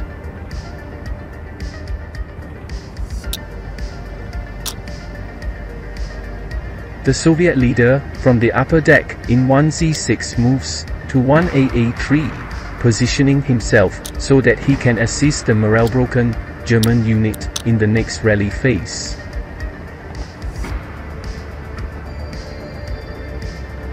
(1Y7 to 1Y6).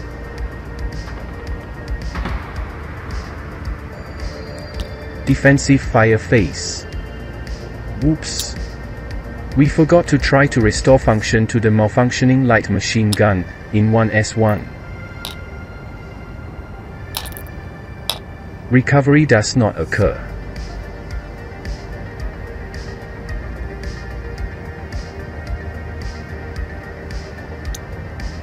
fire group from the upper floor units, 1S1 and the unit, in 1T0 fire, on the Germans, in 1T2, with 16 firepower plus 3, per building. First, let's check the situation with the German sniper, who is not activated. 7 plus 3 equals 10, which is normal morale check.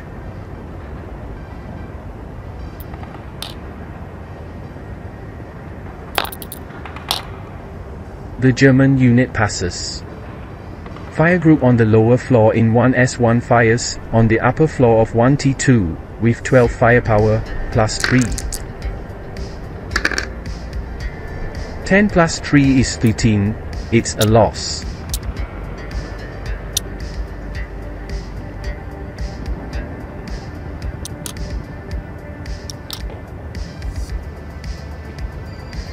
Fire group at 1R4 and 1Q5 fire, on the Germans, from the upper deck, at 1S5, with 12 firepower, plus 3.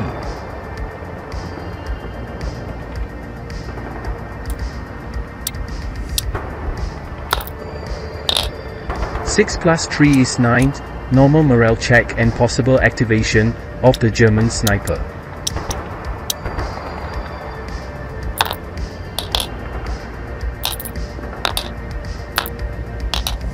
German units, pass through.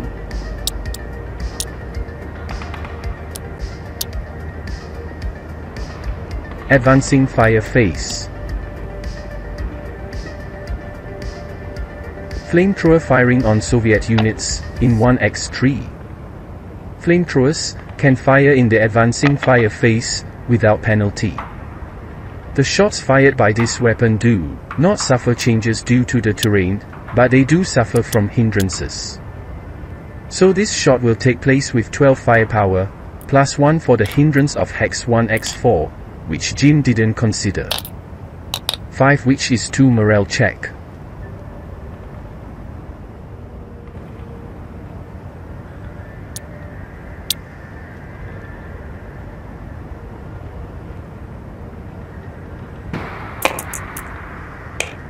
Seven plus 2 equals 9, and as the leader is inside the factory, he is considered fanatic and has his morale raised to 10, passing the test and will be able to help his companions in the test.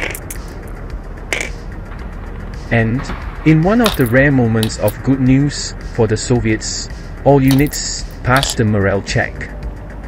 New fire to be carried out by units 883, which has the assault fire property, with a total of 8 firepower, plus 1 by the factory, plus 1 by the hindrance in X4, minus 3 by the leader.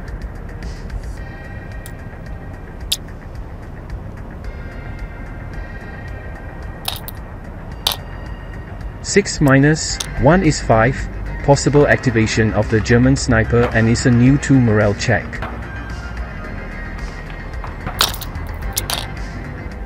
The leader breaks.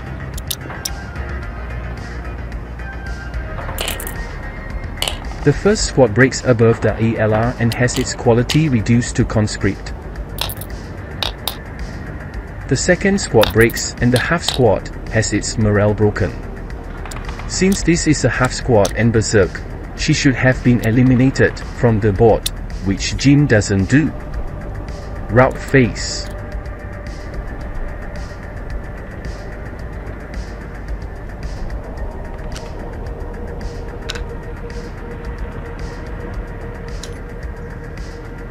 The units in 1Y5 are broken and in melee and should not follow the usual route rules and should try to withdraw from the hex if the adjacent German squads choose not to enter the hex in question.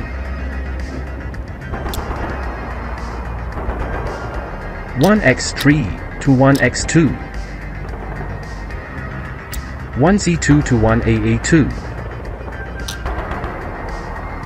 And now, in a wrong way, Jim performs the route if the units in hex 1Y5 were not on the melee, moving the squad with broken morale to 1Y7 and eliminating the Soviet units due to the inability to move. Sorry friends.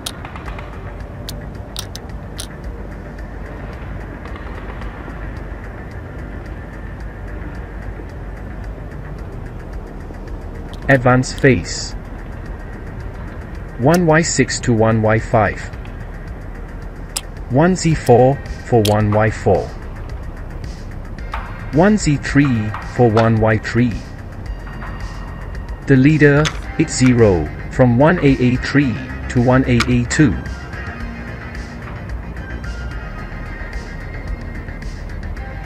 Staking 1Y7 to 1X7.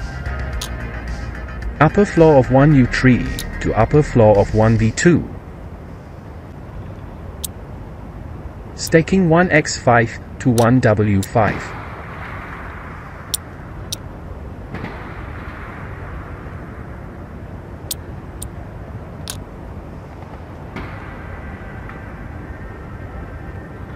Close combat phase. Without actions, pin markers are removed. And let's go to the Soviet rally phase of the third round. With this we end this second round of this incredible battle. The result so far is desperate for the Soviets, with the almost total decimation and destruction of their forces in the factory, while German units penetrate in force inside this position. In turn, the units of the 295th Rifle Division were unable to advance towards their beleaguered colleagues, who found themselves on the brink of catastrophe. Jim is eager to request a ceasefire, granting victory to the Germans. However, with Order 227, not a step back in force since July 1943, Soviet units know that the alternative to accepting defeat is summary execution by troops commanded by NKVD commissars.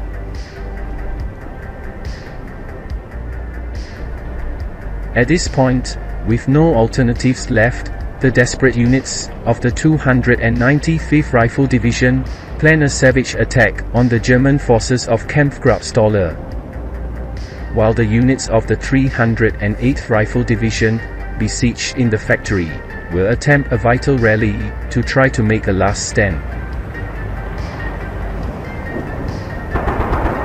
Hoping to count on your attentive audience for the next episode, Jim says goodbye.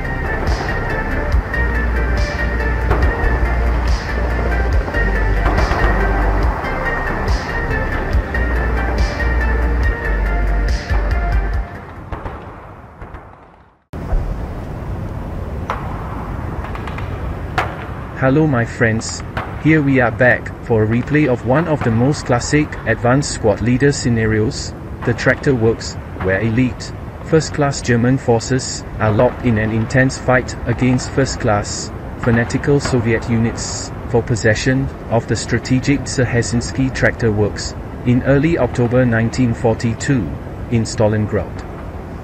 The situation, which was not good in the first turn, got much worse in the second turn, with the almost total decimation of the units besieged in the tractor factory, while the units of the 295th Rifle Division that were supposed to try to rescue them were unable to break through the barrier created by units of Kampfgruppenstaller.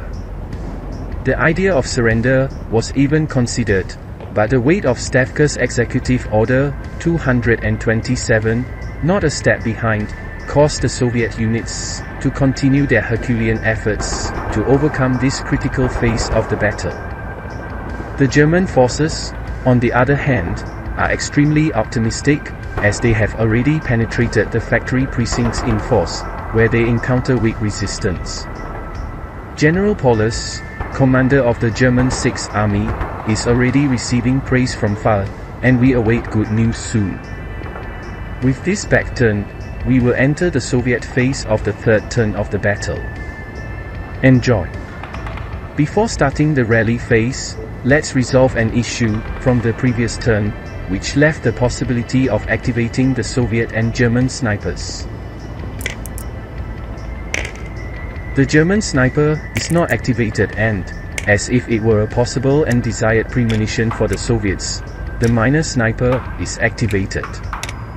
Let's use the roll of 2 dice to check where the Soviet sniper attack will occur. We are using the white dice as the direction and the colored dice as the distance indicator. Another mistake, for a change, and Jim, instead of attacking the German sniper 4 hexes away, attacks the stack in 1s5.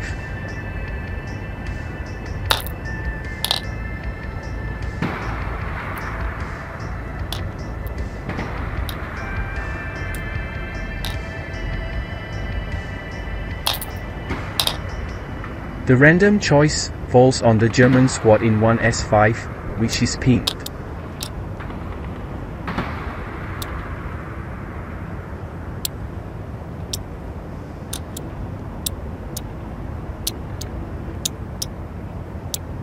Let's try rallying Soviet units on the lower floor of 1R1 with modifiers of -1 for the building, -1 for the leader.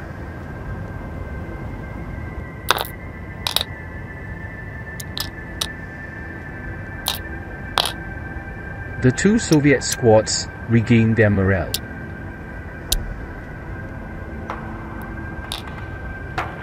The attempt to restore machine gun operation in 1s1 fails.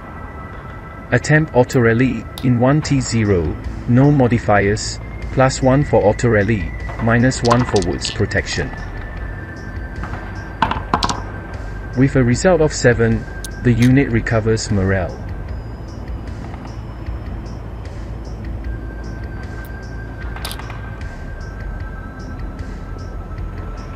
An attempt to recover the unit in 1P3 was carried out successfully, with excellent results for the Soviets at the beginning of the 3rd turn. Let's test our luck by trying the Soviet factory leader auto rally without modifiers, which is vital to maintaining some hope for the beleaguered Soviets in the sector.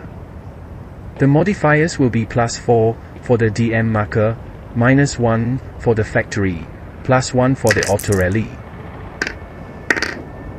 6 + 4 is 10, and the Soviet leader recovers his morale, as the morale of the Soviet units in the factory is increased by 1 because they are fanatical. And, completing a cycle of good news, unfortunately, the Soviet squad in the hex next to the leader fails its morale test. The DM marker remains on this unit due to the existence of German units in good order in the adjacent hex.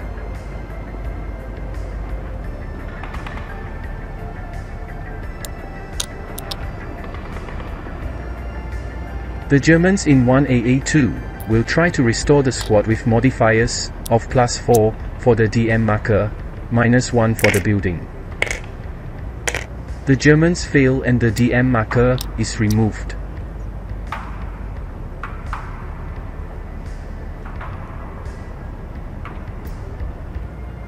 (1Y7) with modifiers of +4 for the DM marker, -2 for the leader, -1 for the building. The German squad has its morale restored.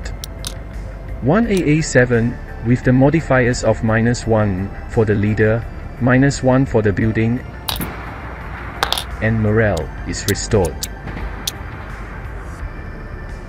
Attempt to recover the function of the machine guns in 1T2.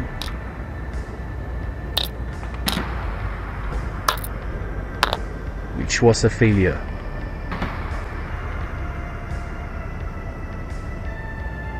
Prep fire phase.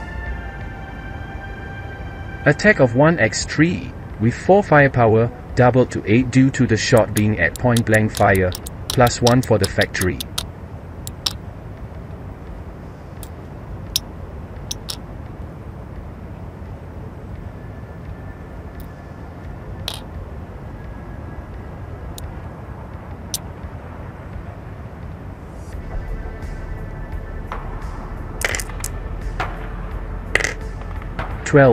And it is an immeasurable miss.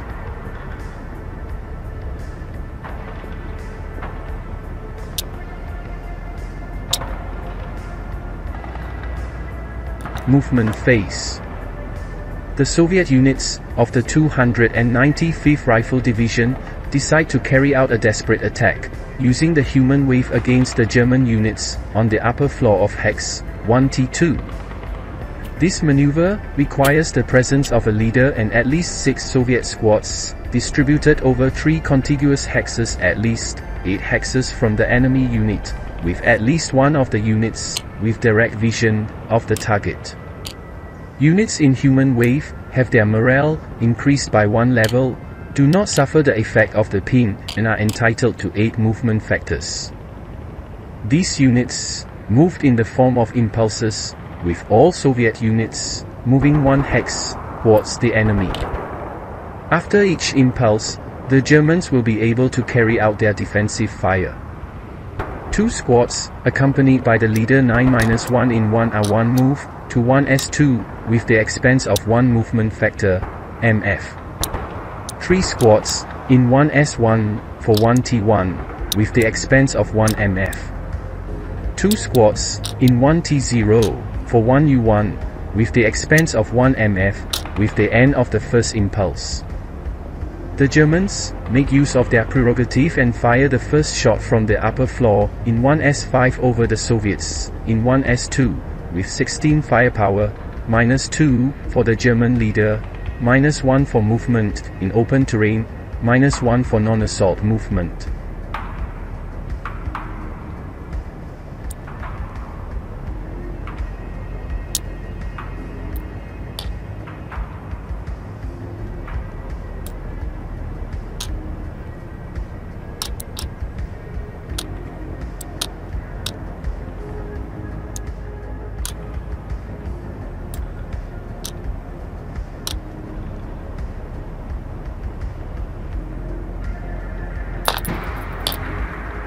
(7-4 is 3.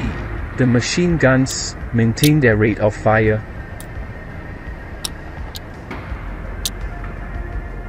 And what happens is 1 kill in action, where one of the Soviet units, chosen at random, will be eliminated, while the remaining ones will have their morale broken. Once again, Jim makes a mistake and does not use the modifiers in this attack and considers the attack to be a 2 morale check. All Soviet units pass the morale check.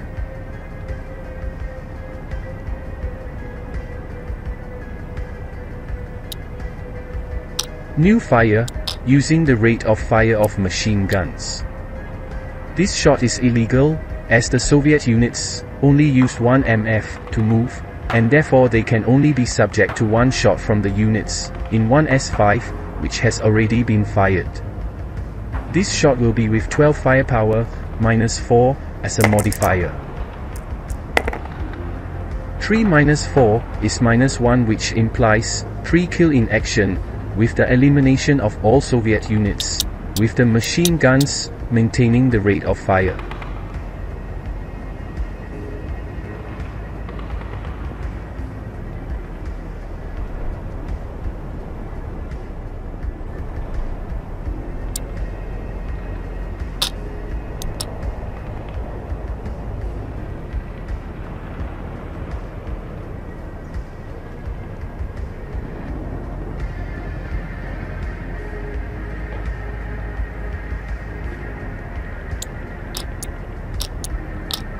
German units, on the upper and lower floors, in 1T2 fire a shot with 8 firepower, doubled to 16, as it is an adjacent hex shot, at point-blank fire, with modifiers of -1 for movement in open terrain, -1 for fur non-assault movement.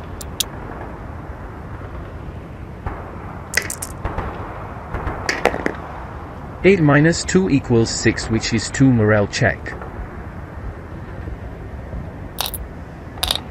The first squad has its morale broken.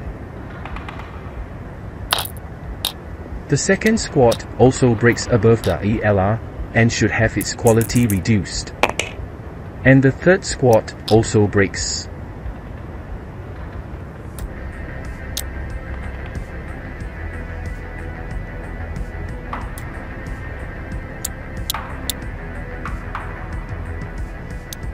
Subsequent first fire from 1T2 on the Soviets at 1U1, with 4 firepower -2.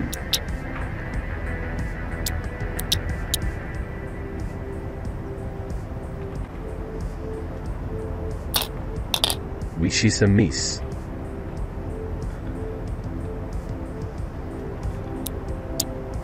Units in 1v2 attack, 1U2, with 4 firepower, -1 for the leader, -1 for non-assault movement, -1 for movement in open terrain.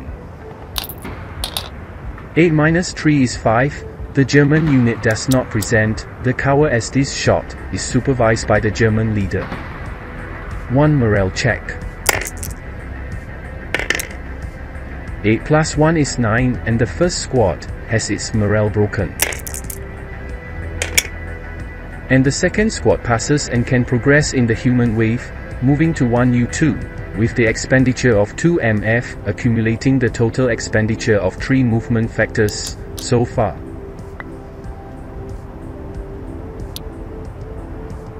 The Germans do not use their final protective fire prerogative, to which they are entitled due to the risk of having their morale broken by this shot.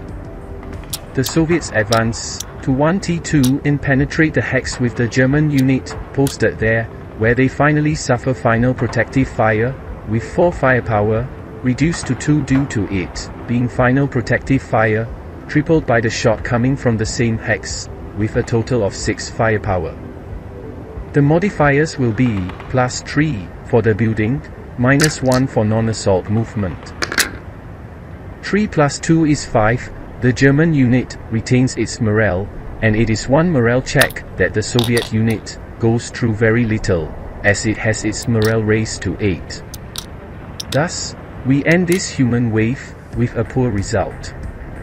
Continuing the movement phase.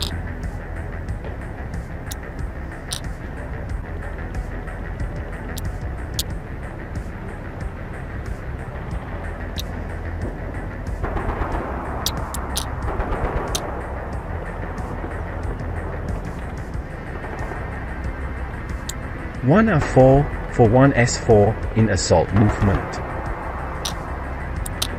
Fire from the unit on the lower floor of 1S5 with a total of 8 firepower +2 for the building. 5 + 2 = 7, which is 1 morale check.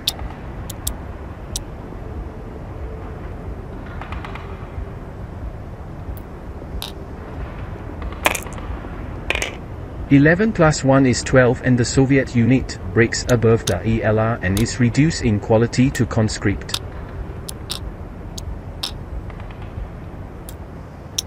Half squad from 1P3 to 1R4 in assault movement. 1R3 in assault movement for 1R4, where a subsequent defensive fire from the unit on the lower floor of 1S5. 2 firepower doubled to 4 firepower by point-blank firing -1. 3 - 1 = 2, which is AK, casualty reduction and 2 morale check, where this unit is reduced to half squad and will suffer a 2 morale check. 11 + 2 = 13, and this unit breaks above the ELR, and they are reduced to conscripts.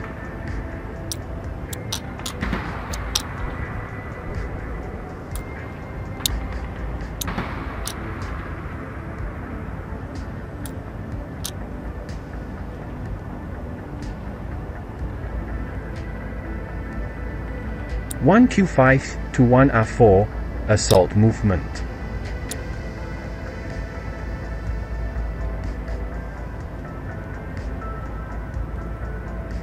One P3, stacking with the leader for 1R5 in assault movement. These units receive a shot of 10 firepower from the machine guns that had maintained the rate of fire. This shot should not have been carried out, as these machine guns had fired the first defensive fire with the cover arc, CA, at the limit between 1S4 and S5. The subsequent first fire could only occur in this CA, often, due to the complexity of the various rules competing in the same event. We only notice basic errors during the video editing. Jim makes a better assessment and does not take this shot.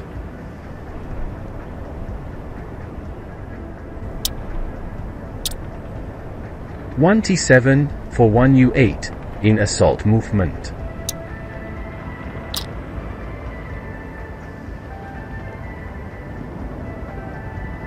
The leader 9-2 to 1x2 to 1u2, abandoning the factory precincts to the enemies.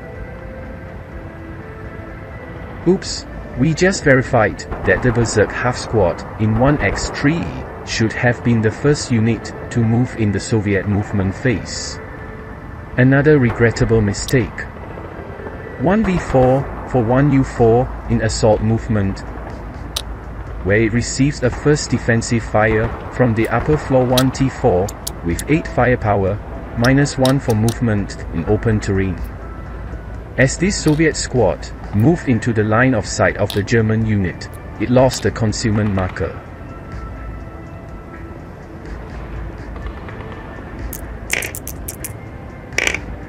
(7-1 is 6, which is 1 morale check.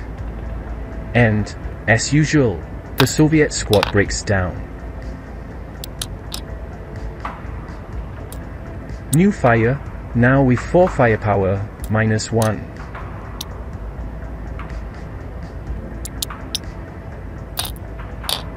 Pin test check that has no effect as the Soviet squad is already broken. 1R1 for 1S3 in assault movement. Lower floor from 1S1 to 1R3. Upper floor from 1S1 to 1R2.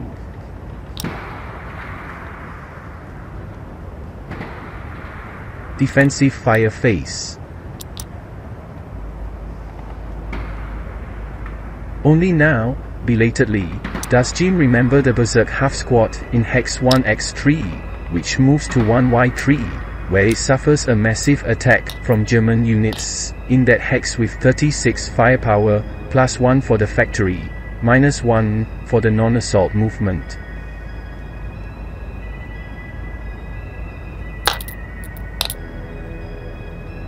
And 1 more Soviet unit is eliminated.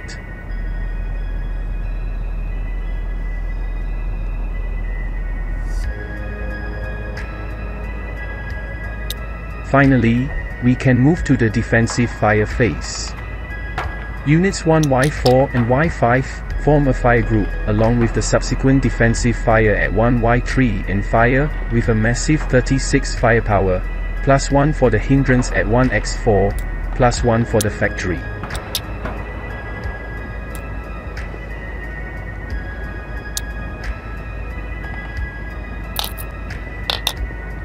Five plus 2 is 7, which is K/2, with the squad becoming a half squad and then having its morale broken, with the miss of the last Soviet unit, with its morale intact until then, passing German rule to be total over the sector.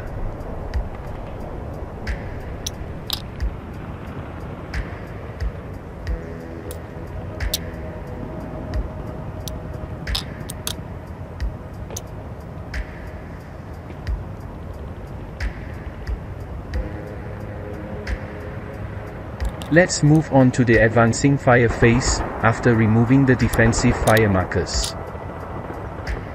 The stack at 1R5 fires, at the Germans, on the upper deck of 1S5. These units have the assault fire property, and each unit will fire with 4 firepower, for a total of 12 firepower, doubled to 24 firepower and the +3 modifier, for the building.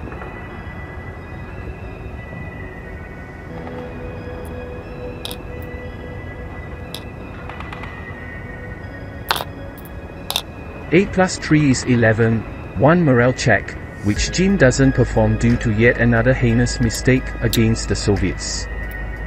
Fire group in Hex 1R2 and S3, with 16 firepower on the upper floor of 1T2.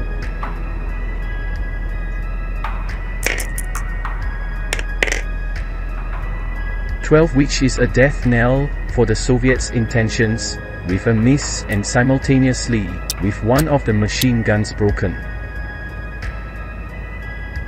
Route phase.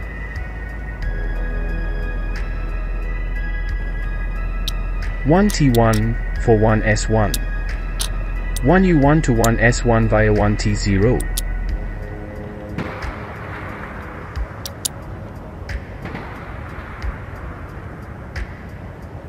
One S4 to 1S3 in low crawl. Low crawl is a maneuver where the unit moves, using all its movement factors, to move one hex, thus avoiding interdiction fires from enemy units, in good order and not in close combat, with line of sight on these units, which in this case, are the German units, at 1T2 and 1S5. 1R4, for 1Q3.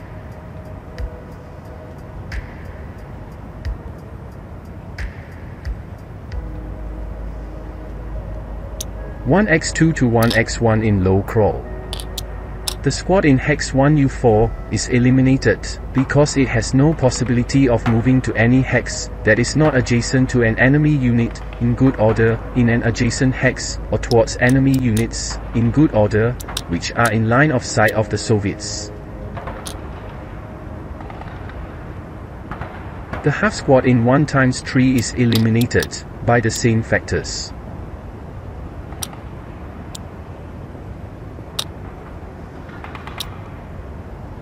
The same situation occurs with the squad in 1U4.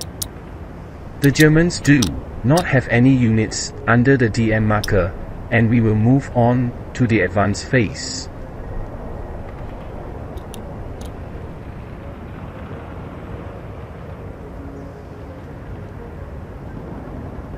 One S3 to 1T2, entering close combat. 1R4, for 1S4. The leader in 1R5 to 1Q5. The three squads in 1R5 to 1S5, entering close combat.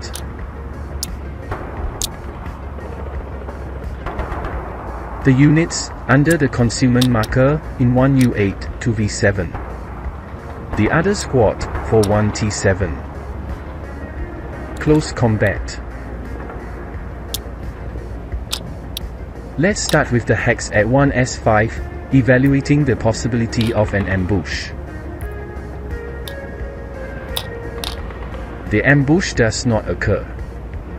The Soviets will attack with 15 firepower against the Germans' 4 firepower. The ratio will be 3 to 1 and the Soviets will need at least 8 to affect the Germans. The Germans will attack one of the Soviet units with 4 firepower in a ratio of 1 to 2, needing at least 4 to affect the Soviet squad. Starting with the Soviets, with the result of 4 we already know that the German squad will be the first German squad to be eliminated in this fight. As the ambush did not occur, this close combat occurs simultaneously and not sequentially. Therefore, the Germans will carry out their attack. 4. And the Soviet unit undergoes a casualty reduction, becoming a half squad, ending the close combat in 1S5. Let's go to Hex 1T2, where the possibility of an ambush does not exist. A Soviet unit had already penetrated this hex in the movement phase, during the human wave. The Soviets will attack with 12 firepower against 4 of the Germans, with a ratio of 1 to 3. Needing at least 6 to affect the Germans. The Germans will attack the Soviet half squad, with a ratio of 2 to 1, needing at least 7 to affect the enemy. 8. And the German squad is reduced to half squad.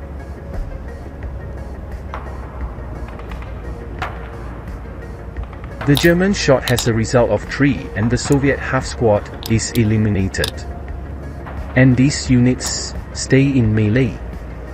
At this moment, despite Stavka Resolution 227, not a step back, the Soviets, who have already lost 17 squads and the main of their 3 leaders, concede victory to the enemy, who obtains a crushing victory for the Germans.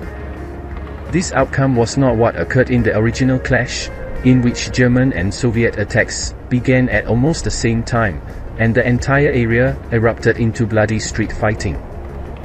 Using overwhelming numbers, the Soviets overran the tense German defenders, but at such a high cost that, by the time they reached the tractor factory, the value of their reinforcement had greatly diminished. The German assault engineers, meanwhile, had done their job and another section of the factory was evacuated, but they too suffered heavy casualties and their attack quickly failed in the face of a stubborn group of Russians, still holding out in one section of the factory. The overall result was that the Russians had recaptured a few city blocks, but were still being slowly eroded into the factory complex. Neither side, despite desperate efforts, casualties mounted, was able to achieve a decisive result that day. In essence, it was a draw, with both sides pouring new troops into the same blocks, where many more men would die in the following days.